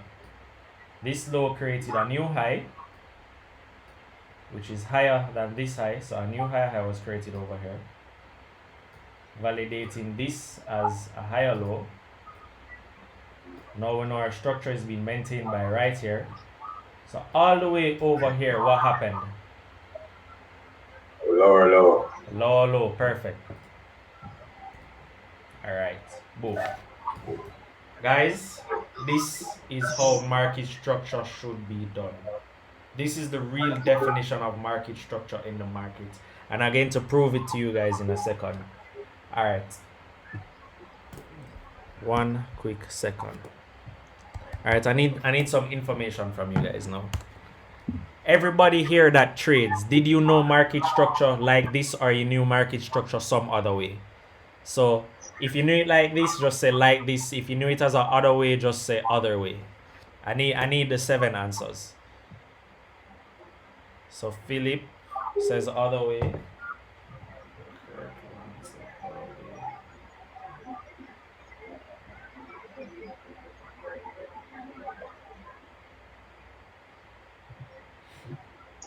All right. Similar, Keldon. Yeah, man.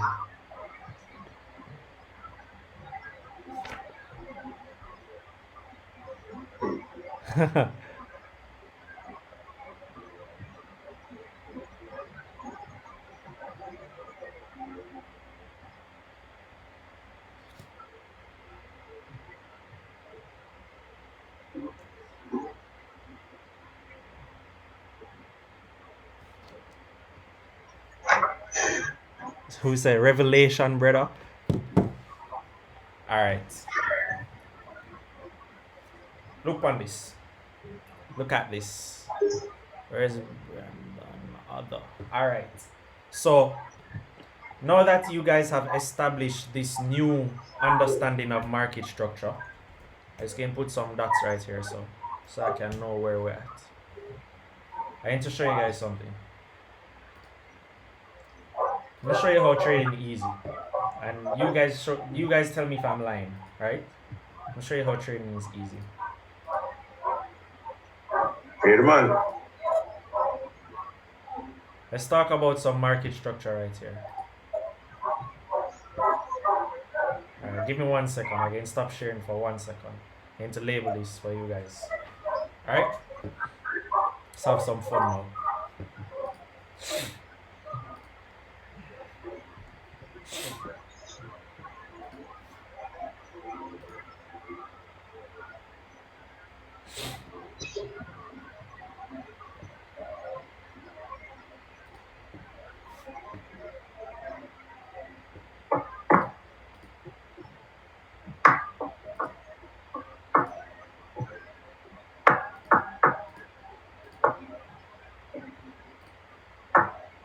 Were you able to do this with a 9 to 5 before you totally decided to stop working as people?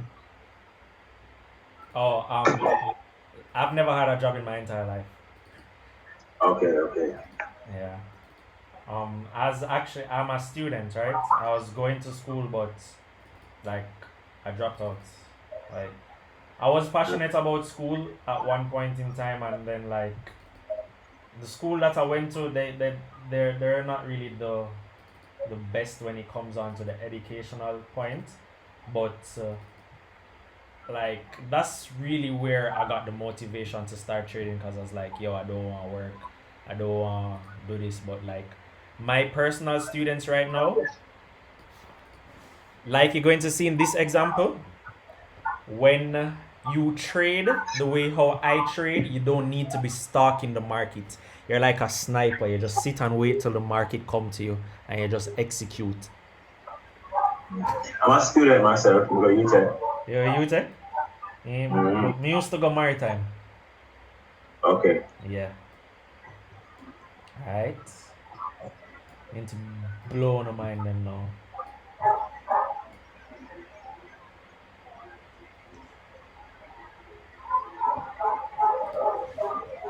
Alright. Hide. Share screen. Share screen number 2, desktop 2, share. Alright. This is Euro USD. Like, this is not me making up a chart. This is Euro USD. Alright. Oh, no, hold on 1 second. Plugging in my laptop, 1 second.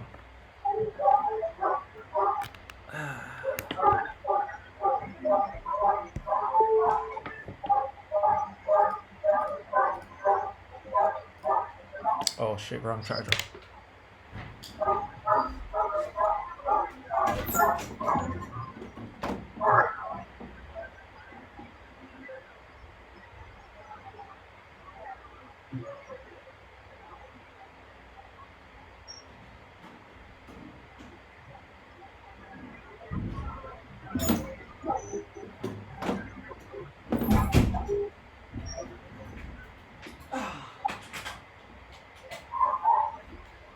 These new MacBooks suck.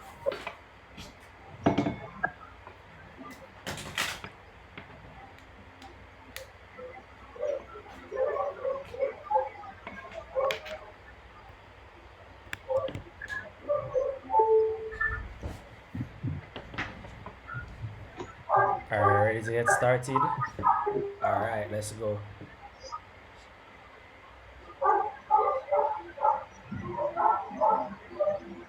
Oh, how I handle the this man work gigs. It's gig economy now. How to hide the charts? Like, you see the name. How to hide the candles? You see the name up here. All right. You just left click and you press hide. Cool.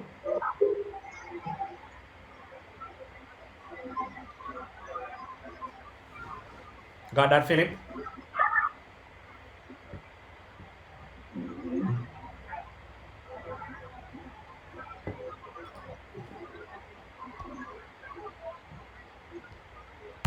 All right, let's go. So we're labeling Euro USD, right? This is Euro USD chart. So we're starting off up here. We can see the market is in some form of downtrend. So what is this point right here? High or low? No, we're in a downtrend. So this is our first point. So what is this? Their first point is a lower low, right? All right, so we have our lower low. Cool. What is this right here? I need answers, guys. Answers. So this is a high, right? So two people say high. Philip says higher, lower high. Yeah, it's a lower high, but we need to confirm that soon. So this is a high. Philip, I don't want you to jump the gun. It's a high, right? So this high made a low that is lower than this low. Cool? So this high is now a lower high. It's validated as a lower high, right? So I have a new lower low.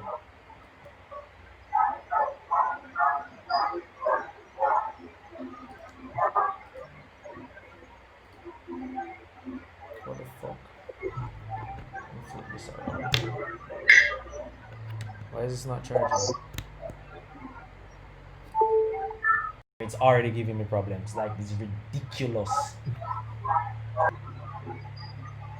Who said low? Brandon. It's a high. Not a low. This right here. This point right here. It's a high. Right? This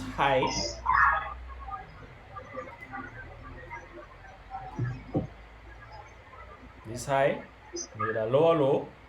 Right? When the high made a lower low, it validates this as a lower high. Lower high, yeah. Alright. So look what's maintaining our structure.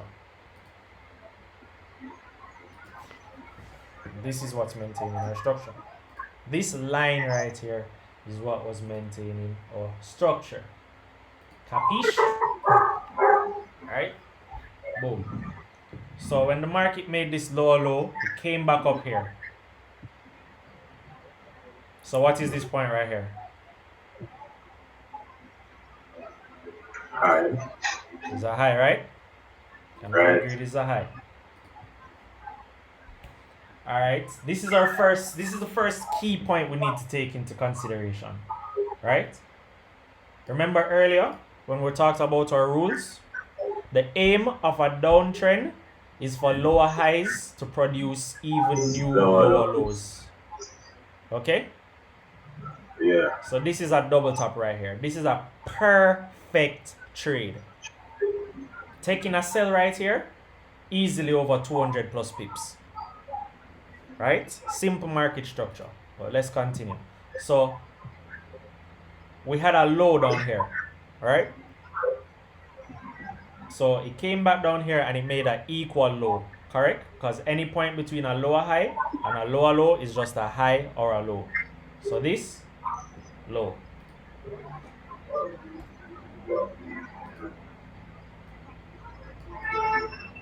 What is this point right here?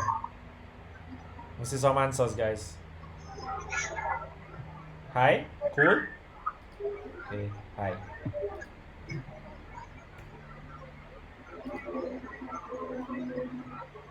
So we have a high. We have a low. We have a high. But look what happened.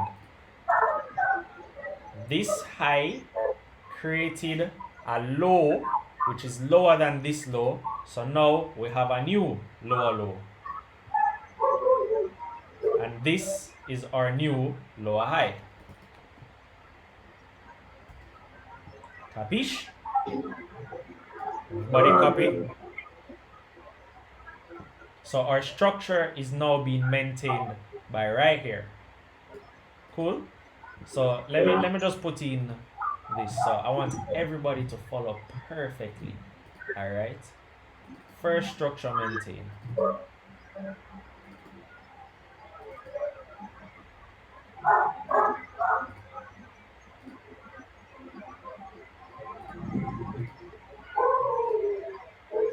Can't I write on this line?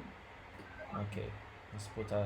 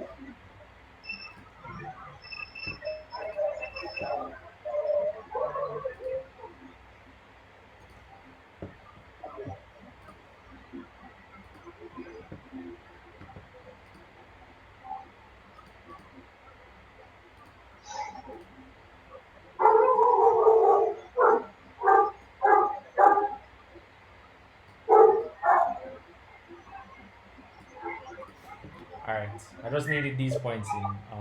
Let me change this to this also.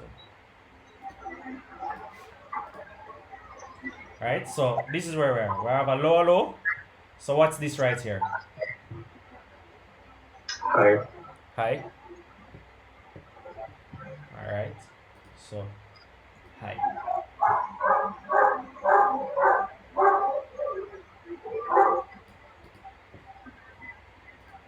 So what is this right here?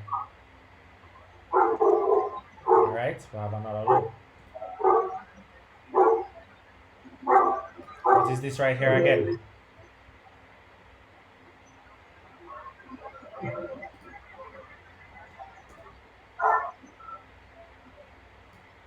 Right? What's this right here? Low again.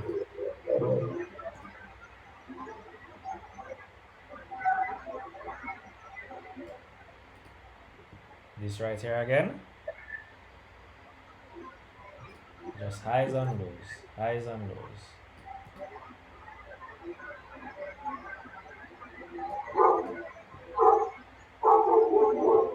So what's this right here? Oh, whoopsie, we'll jump the gun. This is another low right here.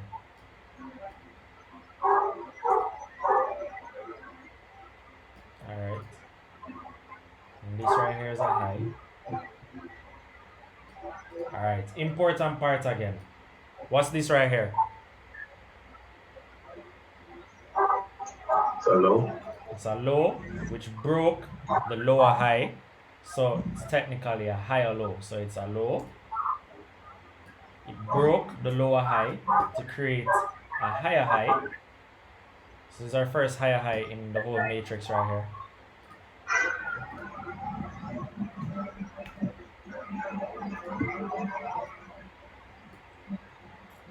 So this is our first higher low. Capiche? So now we have this point maintaining uptrend. And it's a higher low because it broke the lower high. Yeah, it broke this lower high right here. Copy? Right there. So that low now becomes the higher low. Great. So, uptrend.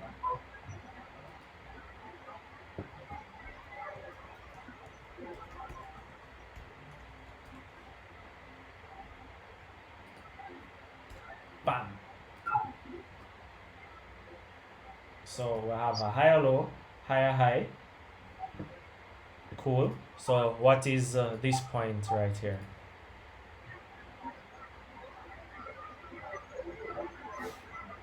Come on guys, what's this point right here? Low for now. Okay, so we're going to put in our low. Got ya. And then the market is currently right here, so we don't know what happened yet. We don't know if it's going to reject this higher high when the market open, but we need some little more time to see what's happening, right? So let's turn back on the candles and look what you see.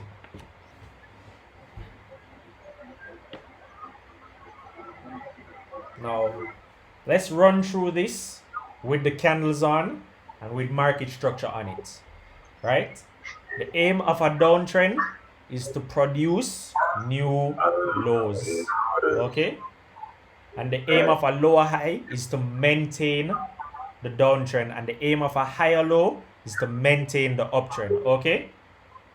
So just by simple market structure, let me show you the trades that you are able to capitalize on right here. I was going to put them on the chart for you guys. We have a lower low. We have a lower high, which created a lower low. We buy low and we sell high. Cool? If we're at a lower high, the market is not going to violate that structure so easily. We're going to see a low time frame trend transition, which I'll get into later. But this is a perfect trade you can take right here. First perfect trade. From level of resistance straight to level of support. And we're only using 25 pips as stop loss. Well, I'm going to show you guys how to enter trades later. So this is one trade we could take, right? Now, well, I'm only going to be showing you market structure trades for the first part of this webinar. Later in the day, I'm going to show you supply and demand trades, because we can sell from up here and we can buy right here. So, but that's for later. I'm only showing you the market structure aspect, right? So let me show you another trade you can capitalize on. You can capitalize on this trade right here.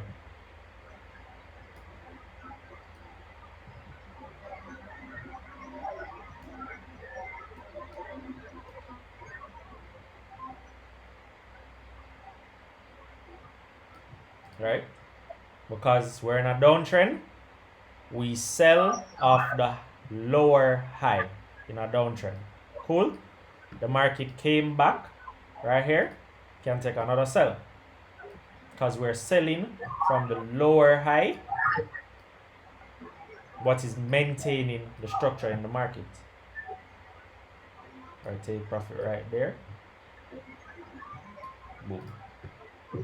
We could have tried to take a sell right here, because it's at the same lower high again, but we're not going to really get much. We'll probably lose this trade. Let's say we had a a 25 pip stop loss. Well, we would have gotten 50 pips, so that would hit like a take profit 1. But this trade would not have been successful right here. But what we do know is the market broke structure and created a higher high, right? Right? When the market broke structure and created a higher high, it came back to the higher low. What could we do? We now know the market is in an uptrend. Uptrends are being maintained by our higher lows. We could have placed longs along this area and we would still be in those longs right now. All simple market structure. If we had our take profit up here, our take profit would have hit. So over this period of time, from about April to now, by only trading market structure, let me show you the total value of pips that we could get. So the first trade right here was 225 pips from support to resistance. Right? By the way, guys, as I said, this is only market structure. So let's label this.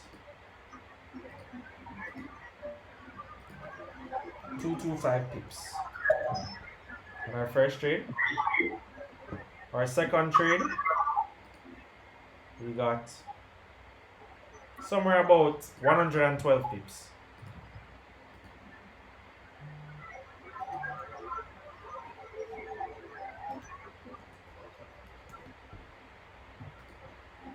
Our third trade, we got our take profit would have hit for 119 pips.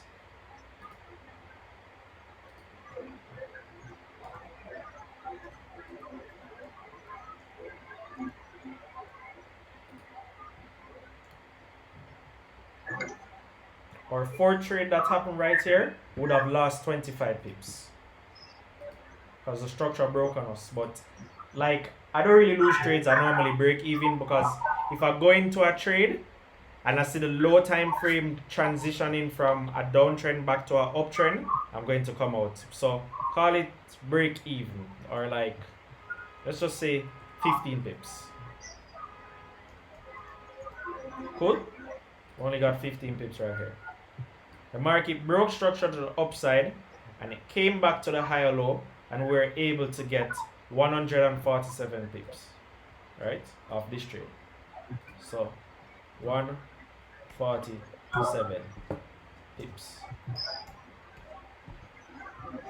right? So just by trading market structure on Euro US dollar over the period of a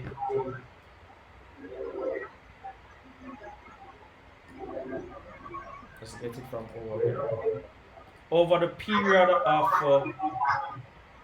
93 days on Euro USD, we would have been able to accumulate, let's calculate this, 225 plus 112 plus 119 plus 15 plus 149.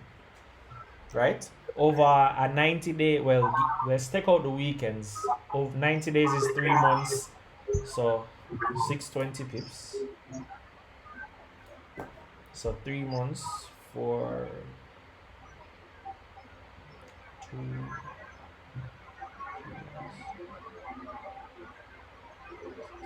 8 times 3, 24 minus 90. So over 66 days of trading, we were able to get 620 pips. So total 620 pips.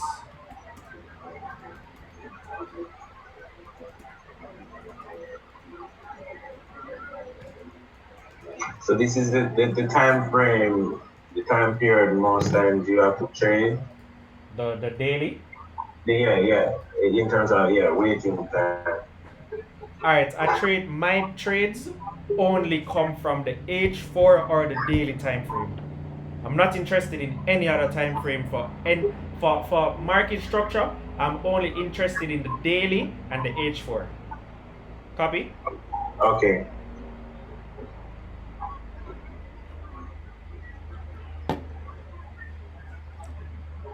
Alright. So like So question. Yeah. So that the first structure, how long did it take to reach to that low? How long it took to reach this low? Yes. 12 days. Okay. Alright, so Euro USD, Euro USD is kind of a slow pair, which is why I trade GBP JPY because, like, look at this. Only 620 pips over a 60-day period on GBP JPY. I can get 620 pips over like a 2-week period, a 3-week period, Okay. right? Because GBP JPY is more volatile than Euro USD, right? And again, to show you simple market structure, that like all the trades I did this week, I think I made like about, it's well over 300 pips. I know I accumulated over 300 pips this week on GBP JPY, but it was only market structure as trading, right? Okay. So over the 60-day period, 600. Let me do some math right here for you guys. So depending on lot size. So if we're using, like, for example, if you're using a 0.25 times 620 pips is 6,200 points equals 0.25 times 6,200 equals $1,550 on a tiny little lot size of 0.25, right? If you're using a standard lot, that'd be $6,200. Let me show you in that big league yet. What you say? Not in that big league yet.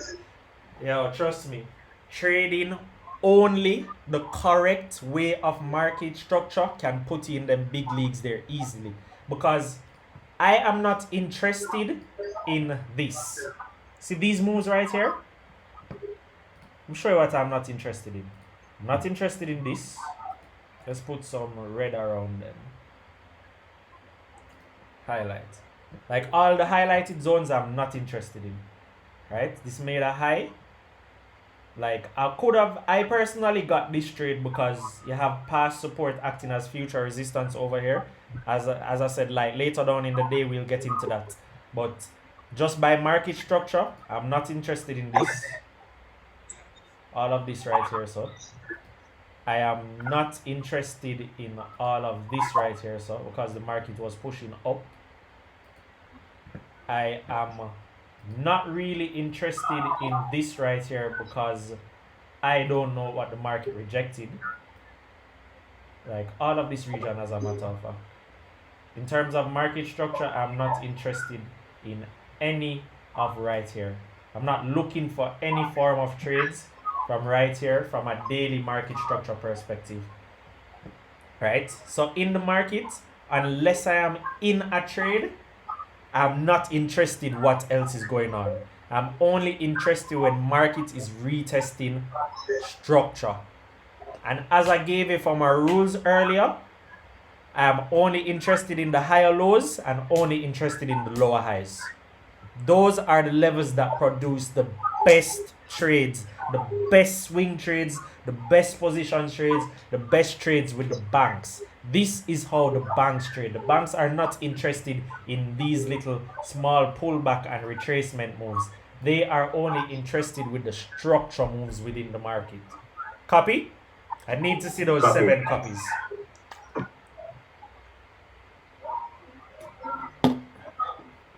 Alright, Keldon. The double bottom, as it relates to market structure, I do consider double bottoms because you see all these areas that I say I'm not interested in, I know how to operate within those areas in terms of counter trending. But I'll teach you guys that later. For now, I only want you guys to understand market structure and trading in the direction that the market is going. Cool? Alright. Now, somebody mentioned something about a job earlier, right?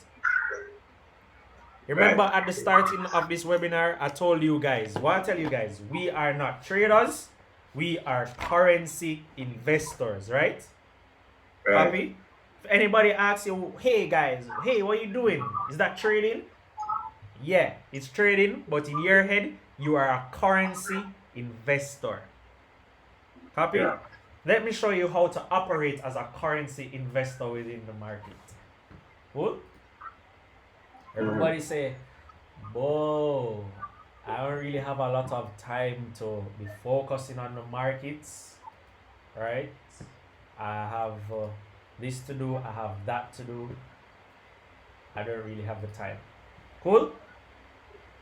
Let me show you how to have a life and be a trader. Because guys, trust me. Alright, it's a Sunday, and at the end of this webinar, I'm going to break down my charts for the week. I'm going to set up myself for the week, show you guys what I'm looking for, and just give you my insights on the market for the entire week.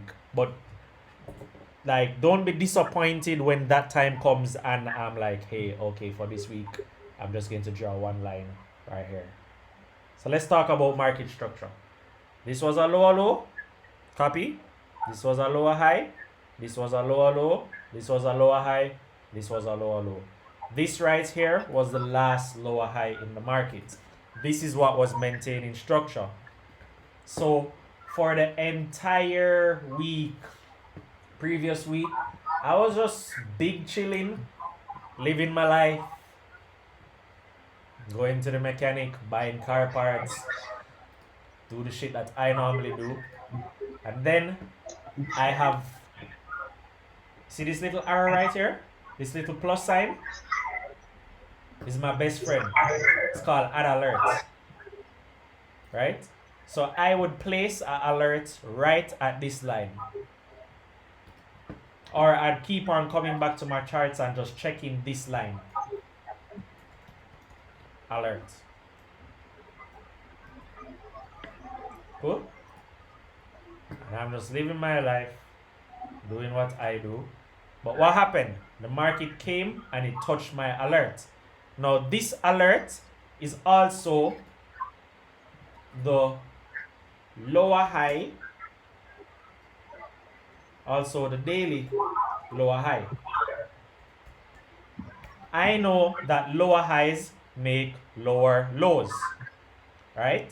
I know that selling from the lower high can produce high probability trades. So I see what I need to see on the low time frame. I enter my trade. I put my 40 pip stop loss. I put my trade down to the next level of support for 137 pips. I enter my order and I go about my life. And look what happens. Boom. In the money. Right? Go about my business. Right? I did not need to sit down and chart and worry and wonder about the entire market, because listen to me. In every trade I take in the market, I always tell myself one thing before I enter that trade, and it is this. In market structure, I trust. I trust market structure with my life. Right? Market structure, these areas right here are where banks are situated within the market. These are where the banks have their pending orders. If you can correctly interpret where all the pending orders in the market are, you are 100% good for the rest of your life as it relates to trading. And the market structure that I have taught you guys is exactly how the banks trade within the market. Cool? Cool. Right? So that's what I do. That's literally what I do. I just set my line, set my alert, know that is a daily lower high, and go about my business. Right? That's all. Simple 149 pips right there. 46. And it was the same with Australian dollar. Well, this is Australian dollar. It was the same with GBP USD. Right? I know that this area right here was our lower high.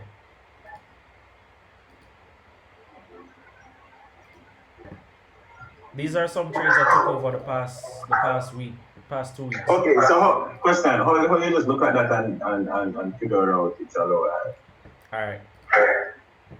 I mean, I know you've been doing it for a while, so you can identify Alright. There's something in trading called spatial intelligence. And you all have to go. I cannot teach you that, right? So spatial intelligence is just looking at the market and identifying certain things. Like, for instance, I'm looking at the market right here and I just immediately see a trend line right here. Right?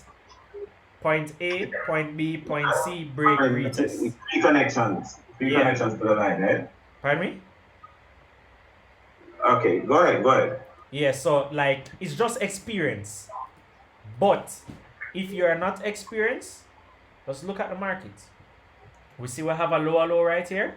We have a retest of this lower high right here. We see we made a lower low right here. We made a lower high right here. And then we made a lower low down here. Right? Let me draw it for you.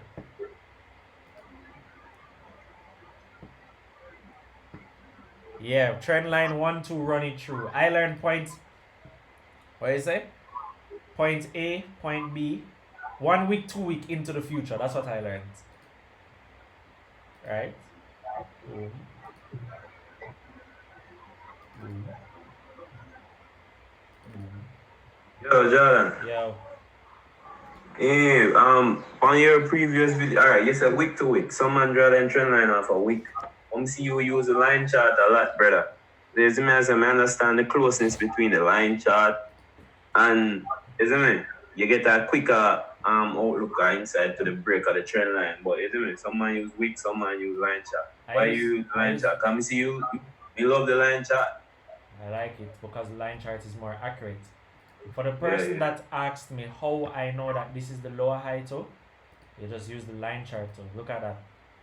Right, let me get rid of my drawings. Lower low, lower high, lower low. It's easier to identify certain notches on the line chart versus using the candlestick chart. So off the bat on the line chart, I know that this level right here is maintaining our downtrend. Right? So you come off the line chart and you go on the candlestick chart, and I always use the highest wick. So this highest wick right here is maintaining my downtrend. So get rid of the candles, hide them. Lower low, lower high, lower low, retest of the lower high. All I doing is living my best life, looking at cars to buy online, trying to take a vacation and then little thing there. I just, whoopsie, it's on multiple. Take this off. Alright. So that no worry about boy analyze chart, I look for back a button, get daily support and resistance from 1995 and then so. Nah, I don't care about that. I only care you see, these are topics that I have later down in the day. I only care about current price action. You see, if it happened 2 weeks ago and price went through it, I don't care. Yeah, man. Alright, so I know that is that. I find my lowest point of the previous support, which was right here, so. But I know that lower highs meant lower lows, so me that probably partial out down here. So that's another thing I do. I partial my orders. I always partial my orders. And boom, see a trade here, so. You sell off at the lower high, and the market push all the way down. You in this trade over how long is this? This is 185 pips over what is over a 10-day period. If you're using standard lots, that's over $1,000. If you're using a 0.25, so 0.25 times 1866, that'd be $466 just by having one line on your chart, knowing that level is the daily lower high, and trading by only market structure. Market structure is one of the two ways I trade, right? So later on in the day, again show you that immediately as I close an order, I'm probably getting in another order if I want. You see, if I close this sell, the only reason I'm closing this sell is because I know the market is going to continue going up. So I can just close my sell, place a buy, put my stop loss and go about my business. Right? So instead of running up and down alright, I know you have a few people on this webinar that are not Jamaican, so I try talk with the standard English. So instead of being all over the place in the market, searching for trades, using moving averages, using Fibonacci to catch retracements, no. I am operating with the smart money in the market. And the smart money is just sitting at one place. And they wait for the market to come, they fill more of them orders, and they go about them business. Right? Now, alright, let's just do a little check. Everybody following? Let me just put my lines. Everybody just drop in the comments if you're following or if you're lost. Or if this new to you, or if it makes sense, or you're like, whoa, or whatever. We need for no walk on. No man left behind. Jordan, it's not the first time I'm taking a course. Yeah. So I'm not totally clueless. Who talking? Who talking? I can't see who talking. Dominic. Alright, Dominic. Yeah. I'm not totally clueless, but I'm trying to get as much knowledge as possible to, start trading. So let's have a little discussion. Cool? Yeah. And this discussion is going to be between all of us. Right? I aim to start this discussion with this point, and tell me if you don't think I'm wrong. Tell me if you guys think I'm wrong or not. Which one do you think is more better? More knowledge about trading or less knowledge about trading? More? Yeah. More or less, because sometimes you have too much and it's an idiot. Okay. Stuck like a deer in headlights. Too much information, brother. Okay. Moving average, all of them something. I believe Simple. my best students are the people that did not know anything about trading. And I just taught them market structure, and I taught them support and resistance. Those students are better than I am as a trader. Because sometimes what I would do is I would break my own rules. Right? Because I'd say, oh, this may happen as a reversal. But you see, if you just stick to a set of rules and don't change from that, you'll be perfectly good. So what I do is I just trade. You see, if I'm behaving conservative in the market, I'll trade only market structure. And I'll only have trades like this. There are a lot of people out there that struggle to make even 30, 40 pips a day or a week. And I'm easily just making 180, 200 pips off one simple trade. So I really like the market structure. It seems pretty simple to analyze the chart with. Yeah. And it's much easier, on GBP, JPY, market structure is much easier. So like, let me show you some trades I took this week on GBP, JPY of only simple market structure. Market structure is the way to go, man. You see a pajama match up market structure on a lower time frame, man. But Pajama don't use this type of market structure. Yeah. He use a different market structure, man. He used the conventional market structure. Right? So we can follow right here. So we had a lower low, we had a lower high, and we had this big push go down to the base right here. Right? Yeah. But look right here, so. See this? We had a break of structure. If you're using the candlestick charts, you wouldn't notice that much. But really, we had a break of structure right here. See that? Lower low, lower high, lower low. Market broke the lower high, creating its first higher high, having its higher low, right?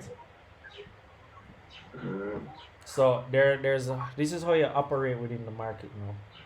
I know that people are going to see this as a lower high because they've never looked on this right here. So they did not take this into consideration. They did not take this little notch right here into consideration.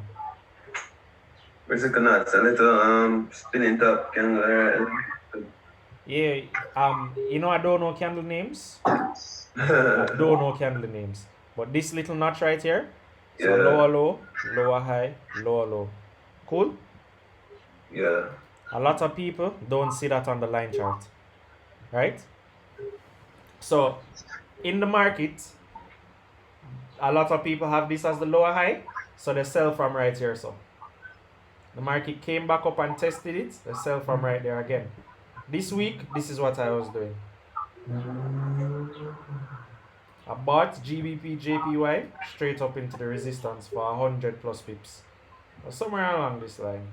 I had an entry far down here, so. Because I'm going to show you how to use low time frame trend transitions also. Right? We have all of this as a level of resistance. And we have this as market structure. So this is the advanced people and the banks them seeing market structure right here. And this is just the normal people seeing market structure right here. I'm operating as both of them in the market. Right? So I'm taking the sell right here, so. And I'm also taking the buy right here, so. From right here going up. I'm actually in this buy right now. I'm still in this buy for like, well, let me check. I am up. I'm up 68 pips on this buy right here. But it's just simple market structure. Guys, look. Lower low, lower high, lower low.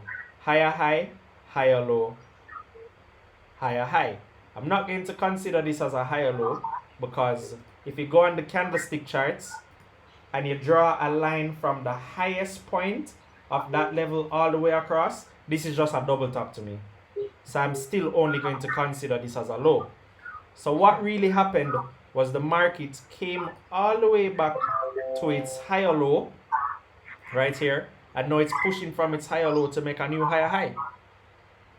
Copy? Copy. See how simple that is? Just by market structure trading, that's only one of the things, only one of the tools I use in the market.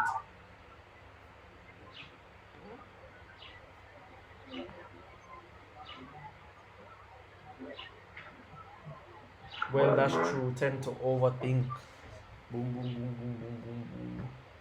So there's a little pause in the ear, right? So where you put the eclipse. Yeah. Very important. Right. So that ear, right? Yeah. Well, I don't want to go, you know, reach that part there. So, ask what you're asking so far. I say that it's a supply zone, but man, you know, reach this yet. No, I'm gonna reach this yet. But like, let me show you how important these little areas are. I can show you another one from a long time ago. I remember this guy, a lot of people were losing along right here and they're like, yo, how GBP are being so strong? Like, look at this right here. Remember guys, market structure. We're going to analyze all of this little region right here, so in terms of market structure and show you how you can destroy the market just by using market structure. Alright. Look right here, so we can turn on our line chart. So we have lower low, lower high, lower low. Copy. So we know that this is maintaining our structure. This is our lower high. Look at that. Boom. Laptop will move slow, you know. Alright. Boom. Lower high. Right? So we'll come right here. So we'll get a double tap. Can easily take a sell from this region. The bag more than 200 pips from the last level of resistance to the known level of support. Right? So let's just put in this first trade. Bag 200 pips from right here. So Zine. Have a 40 pip stop, 45 pip stop loss. Boom. Right? From 1 to 4 ratios. Right? 217 pips. Just by a simple sell off the lower high now. Right? Now look what happened right here. So this lower high was broken, right? Understand that? Before the lower high did break, we could have get another trade right here, so. Enter a little trade right here, so. But when we enter this trade, we have some things to worry about, and this is one of them. See the first one right here? We have a pass support acting, a pass resistance acting as future support. We put what? 35, 40 pips stop loss. Boom. It's not really a good risk to reward, but okay. We'll still get 117 pips. Simple trade. Our TP1 would have hit. Guys, I use take profits and partial profits. Cool? So like, if I enter in a 0.50, by the time I'm up like 100 pips, I probably only have like 0.15 or 0.18 left. Because every time I break a level of support and I get more money on my trade, I close out a partial of my order. I close out a piece of my order. So I'm securing profit all along the way. Copy? Alright, so we'll get 2 trades off a simple market structure right here. So the lower high rejection, we'll get a trade for 217, we'll get a trade for 117. So we're up 340 pips already, right? Now, what happened right here? So the market broke this level and created a higher high, right? Right. Higher high.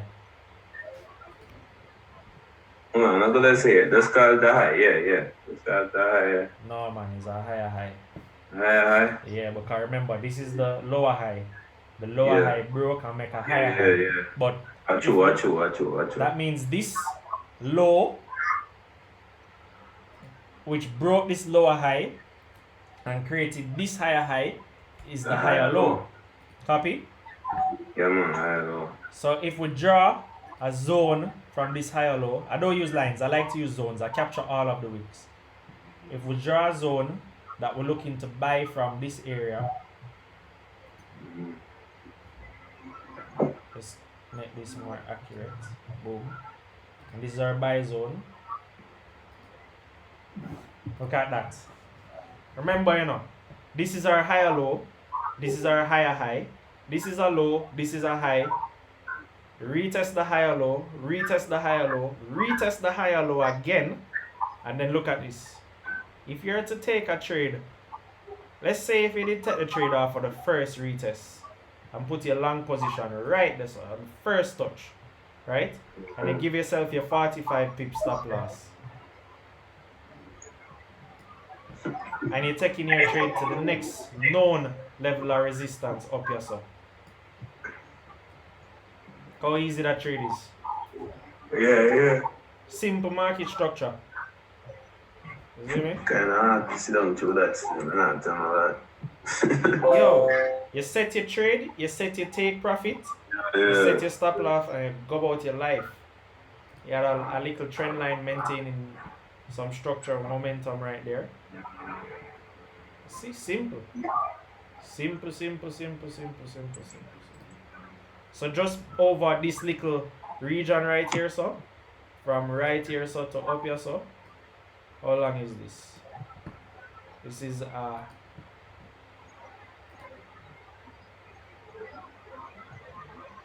28-day period.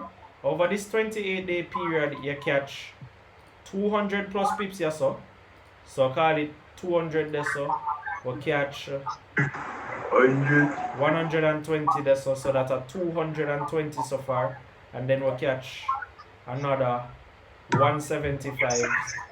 That's basically 400 pips we catch over this little 20-day period. 400 pips on a 0.10, $4,000. Like a lot of people that are working right now. Where I'm from in Jamaica, the average salary is like about $70,000 across the board. 70,000 Jamaican dollars is like 600 US dollars. So if you can, How much am I worth that for when? For the year? what? The $75,000 Jamaican. For the year. No, 75,000 Jamaican dollars is like, let me tell you the exact amount. No, man, you mean some people are work for the year than I had, right? For the only 75 grand them I make for the year? Yeah. No man, that crazy. 75,000 Jamaican dollars, is 570 US dollars. And that alone them I make a month. That'll just make your insurance right? Exactly. That's what they're making for the entire month. Right? So if you run out with 400 pips off a simple market structure trading, 400 pips is 4,000 points. And let's say you're only using a 0.15. Yes, you done make your monthly salary already. You make 0.15 on 400 pips is $600. Right? So that's the simple market structure trading. And you have to look at the line chart sometimes to take these little notches into consideration.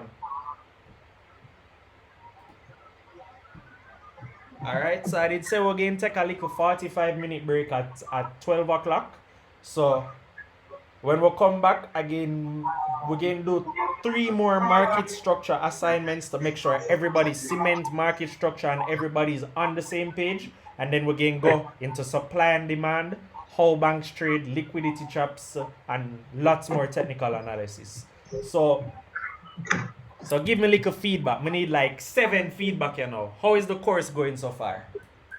Love it, man. I'm loving learning this market structure.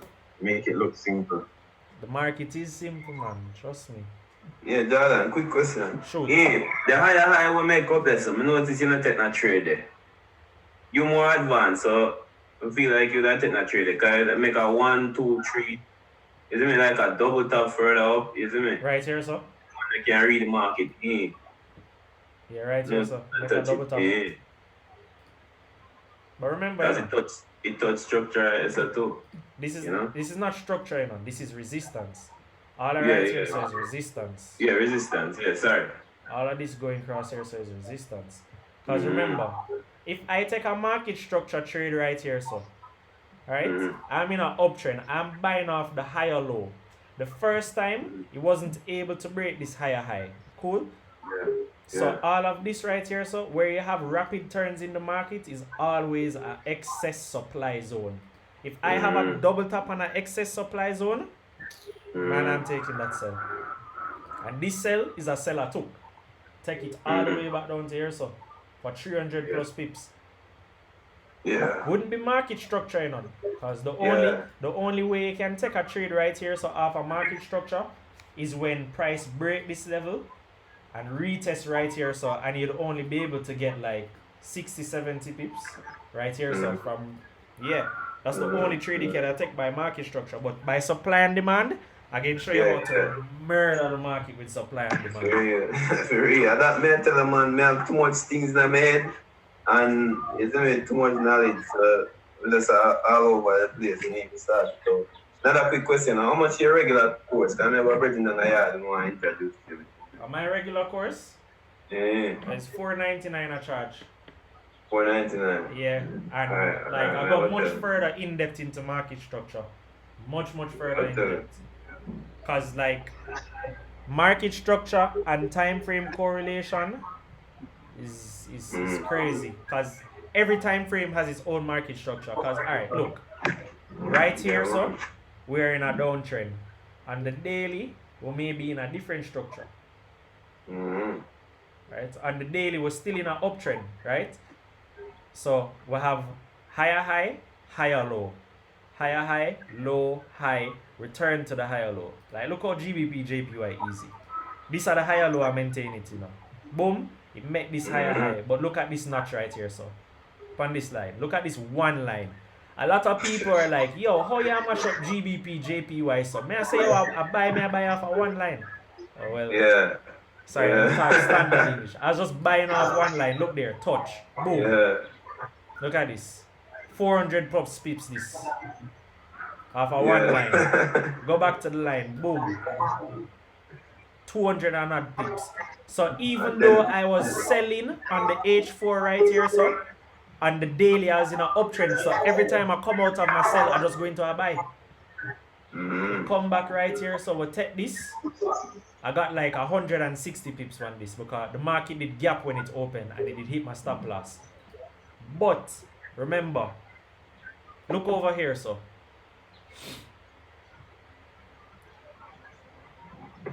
Remember over here, so we broke structure, you know, we transition into a downtrend, you know. Yeah, right? yeah. This is when the market did gap come down here, so. Look what happened. I'll show you it on the low time frame. Later we're going to get into this, but I can show you from now up on the low time frame. So when the market did gap right here, so. Wait there. Where is it? Alright, you see this level of support right here, so? All the market did was just break this support and gave a bearish engulfing. From it, give me that, I did just take the sell. No, lie, not right there, so. Right here, so.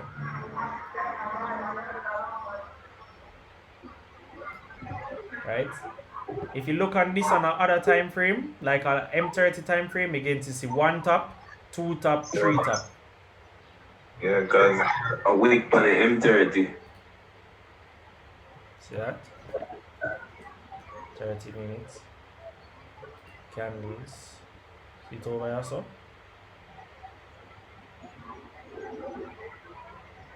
Right? Past support, future resistance. And let me show you a trade I lost. I lost this trade right here, so. Because I was selling. But look what happened. The market broke this lower high right here, so. This was a lower high and a higher time frame. And then it just make a higher high, come back to it, and the shoot go up into the sky. So I lost this trade, right? But I make sure I'm going to lose the next trade, because what is this? If this is a higher high, and this is a higher low, it make this higher high, it break the higher low, it retests the previous higher low where it break as the first lower high. I'm going to take my seller. I'm going to take my seller, I'm going to go about my business. Yeah. Like all these trades I'm telling you about here, if you look at my Instagram story, someone named Rebirth, you'll see the whole of them. Pips, brother. Holy pips. This one, I could have still been in this cell right now, you know. Like to this day right now, I could have still in another cell here. But I did come out about 2-3 weeks ago. Because all of this is one trade, you know. Yeah, one. Lower low, lower high. Lower 10. low, lower high. Lower low, retest back the lower high, lower low.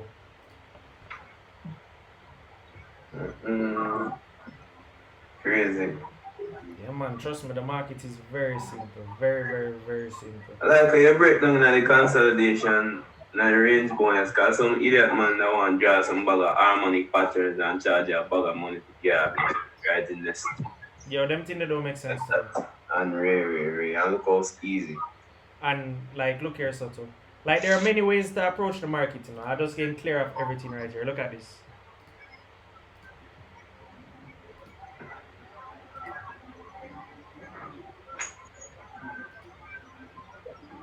It's a simple trend line. Point A, point B, point C. I think somebody said it earlier. I think Philip said it. Trend line 1, 2, run it through. 1, 2, run it through. And then if you look right here, so you're going to see a gap, but really a gap is just an engulfing. So the market could have done anything like this right here. Just go like this. Here. Boom. Right? So that's all that happened right there. A bearish engulfing right there. So no Christmas trees and pepper light. None of them something there. It's crazy. Then like this cell right here was just a trend line thing too. Point A, point B, point C, break, retest, double top, fall. Like, there's so many ways you can approach the market, but when you tie all of them in together, trust me, you guys going to be crazy.